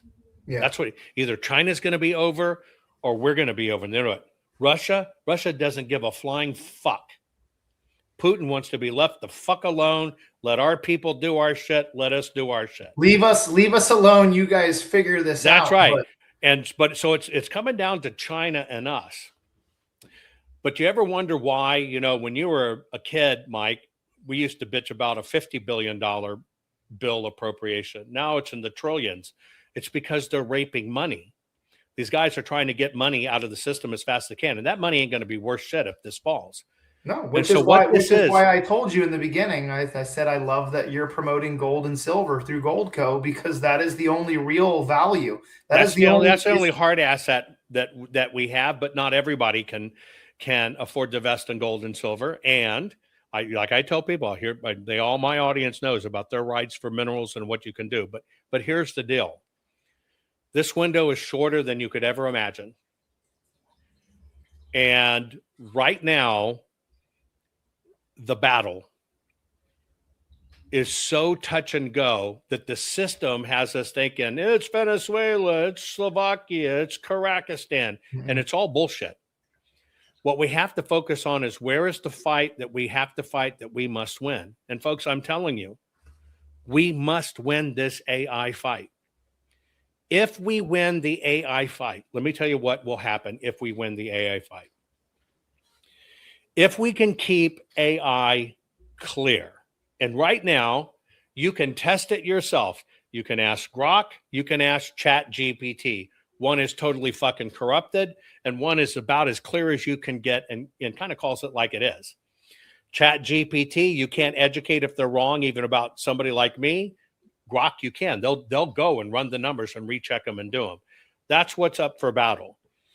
If we win in AI, what you will have is course correction. Course correction. Just like when I did my program the other day, and my program was on Abraham Lincoln's African Nightmare. Most people don't know. We already did reparations in the trillions, and we already gave Black people their own country. We already did that. Most people have no idea. Do you know why I can finally get all those facts and bring you the truth? Because of Grok. AI. Grok. I Yeah. can finally find the documents. I can finally find the information. I always knew it, but I could never find the confirming data to show you the numbers, to show you the information. So what we're sitting on, all this shit, you're going to see Democrat cities are basically mob controlled, and they never work. You're going to see it in plain, stark numbers. You're going to see communism never works. You're going to see medicine is a fucking racket to keep you ill. You're going to see it all. That is how close we are to this. And this is why you yourself have to understand as a citizen, it's not going to replace your job. Let me give you an example. And I tell people this all the time. All it does is morph the opportunity. You can check this out on your own, folks. Look at big earth movers, excavators, bulldozers, etc. Caterpillar, you can go through their course. It costs you about 30 grand. You can get it financed like any student thing. And you go through a program and they will teach you all of their AI systems. They will send you a console that's kind of like my desk. You see about 12 feet of monitors here, right? So I can monitor everything. Just like your little console if you were racing a car when video games coming out, but they're going to send you a console, which is their excavator. You will be the same excavating guy. You got to know how to do it. You got to know where to cut. You got to know where to push or whatever, except you won't be in the field any longer. You'll still be doing the work. But you'll be working remotely. You'll work remotely. They'll put you in the most dangerous situations in the world where we really need to be. We can't get people to work. And you're going to go from being an operator at $50 an hour, you're going to go into an operator that's $250 an hour. That's all that's going to happen. Your job's not going to replace. You're not going to replace as a welder. You're going to be a welder that's going to be untethered from your small neighborhood. I'll weld in any you want me to weld on the space station? No problem. And you're going to be doing it remotely. It's still going to need welders to do it. It's a one-person gig doing it. But it's not like you think a robot's, because the robot's not making the decisions. Correct. Right? So you got to understand what's ultimately going to happen. There's a place for every one of us. Oh, listen, brother, you don't have to preach to the choir, because there's certain things where I think that people do need to be replaced. I was at a restaurant about a week ago, sitting down with my buddy, and I said, "Dude, I haven't seen my server in like 15 minutes." I go, "A robot would never leave me unattended for that long." Hello, Mr. Let's talk about AI. Let's talk about AI in a restaurant. When AI comes into full realization, just like you get that little blinkety blinky on your hip to tell when your table's ready, there's going to be a device that's going to be on the wait staff. There's going to be cameras looking at the kitchen. There's going to be measurements in the refrigerators. They're going to know every piece of food in and out. They're going to know where every wait person is. They're going to know every wait person's time. They're going to know when did that chef put it on the stove. They're going to know everything. You will no longer be able to hide from the data. That is good use of data. That's how it will work, because people are the issues in this system. 100%. I don't ever want to go to Mario the Baker's ever again and be told that they ran out of creamy Italian vinaigrette because the AI system won't allow that to happen. How would that happen? Because of, like you said, with cameras, with shortages, knowing what was ordered, that's human error. AI wouldn't make that mistake. They would have 2 extra days worth. Oh, this is the #1 selling dressing. How can I go to a restaurant today? I literally go to this restaurant because they have the best creamy Italian. And I've done that before too. They got to come there and tell me, I'm sorry, we ran out of that. Well, you know what? If your whole system was run on AI, you would have had a two-day backlog, and Cheney Brothers would have delivered the ingredients that you need to make that restaurant. And here's how it works. Let me tell you how I'm going to complete this whole system for you. So when AI gets put into the workplace, AI, from a power consumption standpoint, will turn up the air when it's hot, will turn down the air when it's not, will turn off the lights when you're not there. Why do I know that? It's my suite of patents that monitor entire buildings, all the way to the point that your mom or your grandmother in an elderly home fell out of her bed and they don't know yet because they've never found her. That's going to be over. So in the restaurant business, using your salad dressing scenario, when all systems integrate, because they will integrate, you're going to know that, hey, we need this one. And they're going to be able to look back at all the sales data that's been ingested and all the trends. And they're literally going to know to the day, right? To the day, when do they need what and whatever. I'll give you another one. This is another one of my patents. We have school shooters. Somebody walks into a school. Somehow they get through. AI changes that. Another group of my patents. Not only when that shooter comes, not only will they be discovered from afar, when that person comes to the building, number one, it will automatically assess what weapons do they have, how much ammo do they have, what do they exactly look at. AI will take over, will tell you where every kid in the building is and exactly where the shooter is at any given moment. You won't have cops trying to go door to door, you will know where it is. Fire. You got people in fire in a building. Before those fire people go in, they will know where everybody is, who's accounted for in advance. That's AI. It's coming. It's not going to outplace us. Everything in our life is going to get better, smarter, and easier. Can it be misused? Sure, it can be misused. But you know what? I just got to tell you, I trust President Trump personally. I trust Elon personally. I trust a lot of people behind the scenes personally. I don't trust China. The BlackRock guys and them aren't going to have a say. They're losing their control. It's being cut down. And America's going to collectively wake up because you now have more information than ever. And that's where we're going to become the beneficiaries of all this. But I think we're walking a dangerous cliff if all we do is send alarms, what ifs, and not recognize we're at war. And I'm going to tell you what, if Fayetteville, Georgia has to take a little less of a shower for a few weeks to bring this online, then you're going to take one for your country, folks, because that's what the fuck we got to do. It happened in World War II. It happened in World War I. That's not really what's happening. Just like they're not dropping ticks from helicopters with cables. It's psychological warfare, folks, to keep us in a state of fear because the fear is what controls people. That's it. And you just got to have the facts. I'm going to give you the final say, Mike. I'm going to say that I 100% agree with you that we need to win this war because I do believe with the facts that you have presented that there can be a massive economic growth. If you've got a restaurant that's doing $3 million a year, they could quite possibly do $9 million. That's right. If it's done right. That's right. If the steak is coming out in 3.5 minutes, perfectly cooked, and the reviews are automated, the security is automated, the parking's automated, the seating time is automated, it could be a seamless system where we could see a massive economic growth. Mm-hmm. I think that the most important thing for me that I've now shifted is just making sure that there is a little bit of sacrifice that us as Americans are willing to make. I think like you said in the beginning, if there is a water structure system, maybe for the fact that this could depend on America as we know it, would I be willing to shower on a Tuesday and a Thursday for a couple hours while we're cooling these systems until we can acquire Greenland? I think you're fucking right. Absolutely. I think I will. Bite the bullet. What I don't want to do is I don't want to have my granddaughter speaking fucking Mandarin. That's right. Let me tell you in your space of health and fitness, you're no longer going to have to preach to people that the off-gassing from their carpets are what really doing it or creating these allergies and why you need an air purification system. Their system will tell them, look, you're off-gassing. You got to get this out of here. Here's the data.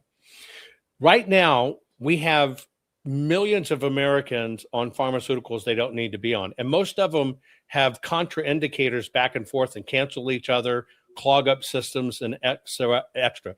You know what the system doesn't do? The system doesn't collect that data. When AI becomes what it should be, it's going to see every patient profile. It's going to know every person that died. Here were the pharmaceuticals they were on. Here's what we learned in autopsy. It's going to start, oh, wait, shit. We're giving calcium reducers at the same time we're giving blood thinners, and all of these patients had these issues. Stop it. It's also going to know, hey, this chemical that you're taking from a pharmaceutical company leaches calcium out of your bones. And so you got to take this vitamin, this vitamin, this vitamin. It's going to say, here, put this in your system or eat this to fix it. It's going to do that for us. Right now, we can't synthesize the information. We've never been able to synthesize the information because there were two things. We didn't have any technology to do it, but there were gatekeepers. We were only as good as our librarians. If our librarian didn't want a conservative book in our school library, there fucking wasn't one there. The one thing that I will say that, and someone in your live chat, Craig Signer just said, a lot less people will need a fucking drug salesman. I really do believe that AI will be able to help people live a healthier, more fulfilled life because it will be able to do exactly what you said. It will replace the statistic that the third leading cause of death in the United States is medical malpractice. Doctors misdiagnosing something, somebody being put on a blood thinner when they should have been put on something different. And they will be able to go in and say, hey, here's all the things that you're taking. If you cut this out of your diet, you won't need this. Your cholesterol will drop, or your cholesterol needs to increase. We'll come in and say, you know what, instead of having your thyroid removed, you had a simple iodine deficiency. Looking at your diet, you're not eating enough fish. These are the things where real world things can be solved, right? We're not gonna have think tanks. We're not gonna have theory anymore. It's just gonna be fucking fact and evidence. Here it is. Mm-hmm. Everything's hidden from us, folks. Mike, I know you know this. Especially in your field of health, everything's a lie. Yeah. Everything in our supposed healthcare profession is a fucking lie. All of it. And there's no way around it because the gatekeepers won't let it in. You can't get this stuff and it can't do it. But here's what I know. We can heal ourselves. Yeah. We can 100%. Heal our land. We can heal our people. We can heal our minds. We can heal our kids. We can see the trends online with AI that is making kids, well, maybe I'm trans and I got to cut off my wiener. We'll see those before they happen, before they can do it to us. AI will call out. AI will have real-time information, understanding what's really going on economically. You won't have stuff like, fucking Trump brought the Hormuz, and now our gold oil prices are through the roof, and gas is through fucking Trump. You won't be able to do it because that's not how it factually works. Now, can people stay in an arcade system? Yes. But here's my deal, folks. Here's the simple thing. Where's the cure? We always have been. We always will be. Not lawmakers. Us. We just don't know how to call out the lawmakers. We don't know how to do it. But I'm telling you what, 6 years ago, facts like these weren't possible. No. And in 6 months, the amazing facts we're going to have is going to be even further to the roof. So, Mike, I really appreciate you letting me pose hard things. I cannot tell you how refreshing it is to have somebody on with an open mind that can just look at it. You got a stake in this game? You got family? You got kiddos? Yeah, I told you my daughter was named Palmer after Dee Dee Palmer, the founder of chiropractic, Yeah, but I didn't catch how many kids you have. You only have the one? 3. I have 3 girls. Oh, good. Lucky you. My youngest is Palmer. She's the sweetest little child. And people that's the liberal mentality, is people who are unwilling to change when they're presented with fucking facts. It means that you're just a clickbait motherfucker. That's right. Like I said, what you presented with me, this is a war on China against us. So what I need to do is I need to change my headlines and say, are we willing to sacrifice to win the AI race? Because to me, it's like it could be the entire future of America could be dependent on whether we sit here. And like you said today, I've presented facts to my brother-in-law, and I said to him, I go, look, here's ChatGPT, here's Gronk. When I went in and asked ChatGPT a series of questions, it just looks like it was trying to steer me in the direction it wanted to. When I went and asked Gronk, what opened my mind to the whole thing about AI is when I asked Gronk, I said, are you familiar with what Nikola Tesla was working on when he died? And it said, yes.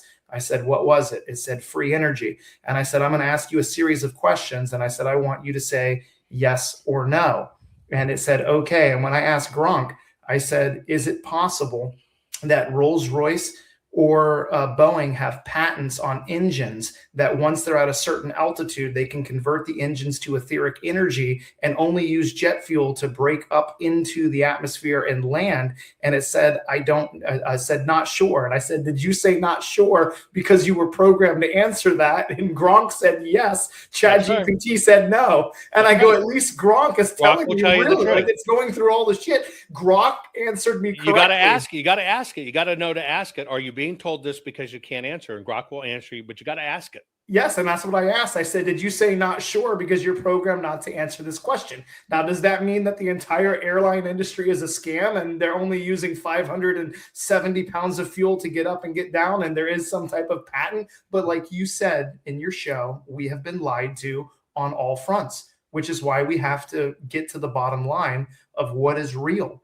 And what's real is depending on something that is smarter and faster to answer than what we can do humanly possible. Now, I will state on this, I do believe that there is a creator of this world, and I don't think that the creator would allow AI to come into existence if it wasn't going to be for good. I think a lot of world problems can be solved as long as we do AI is God's fulfillment.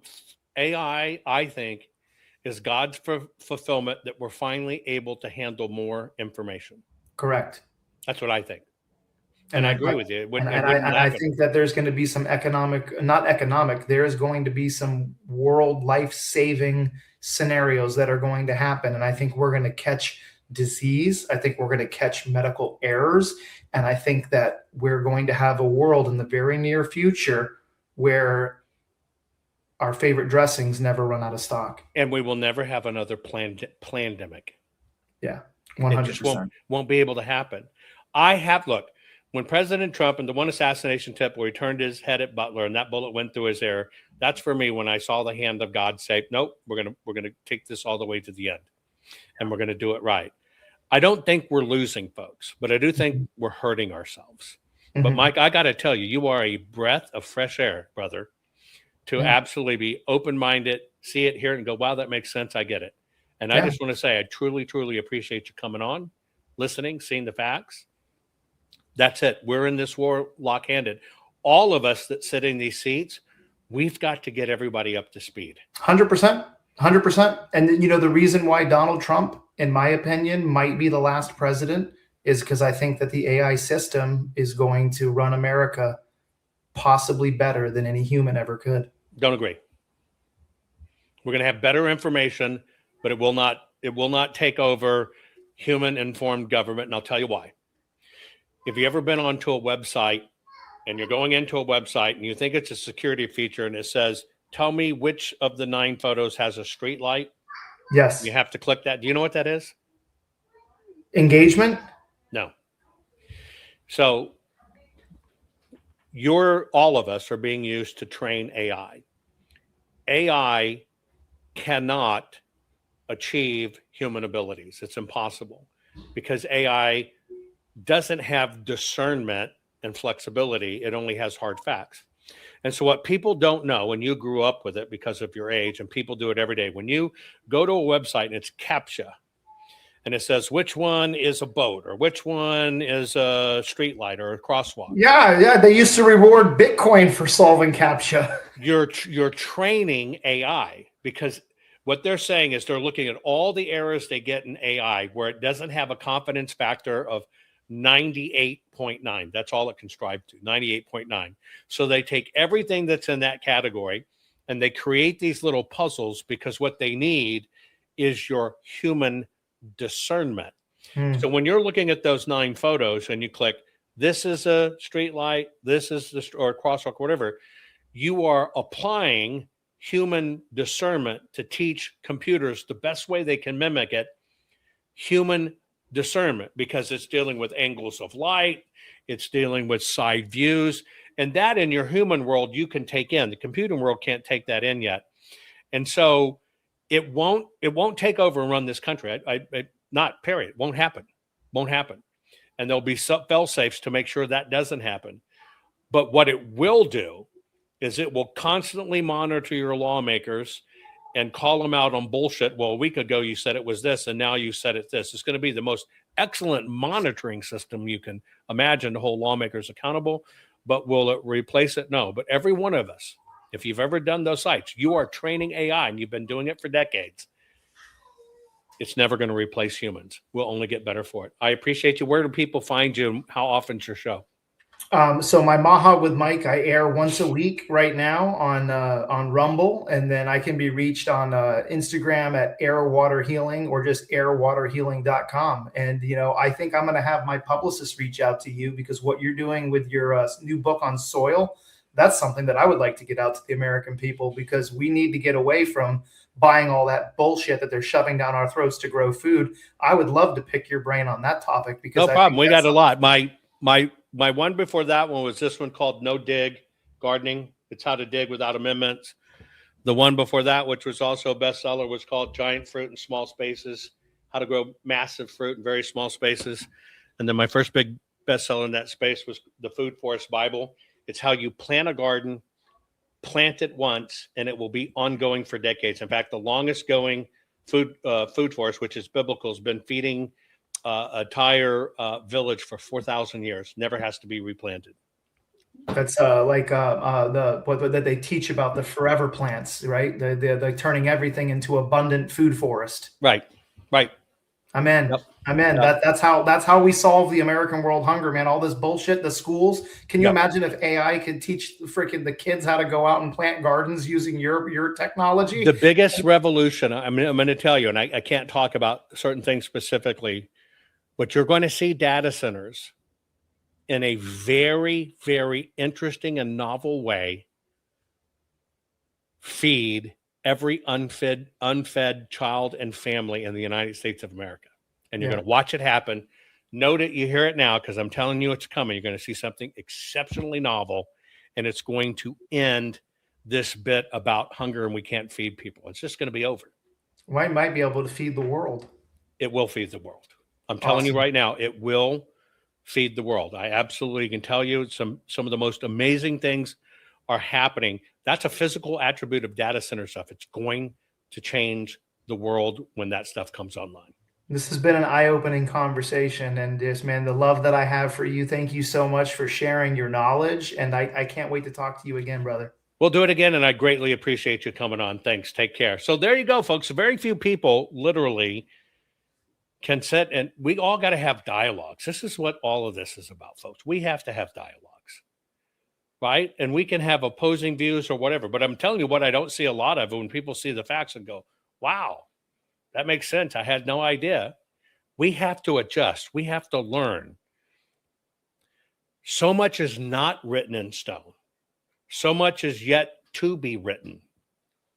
I can tell you, as bad as our system seems, and the chaos that we think is going on, that's all man-made and intentional. It's total bullshit chaos.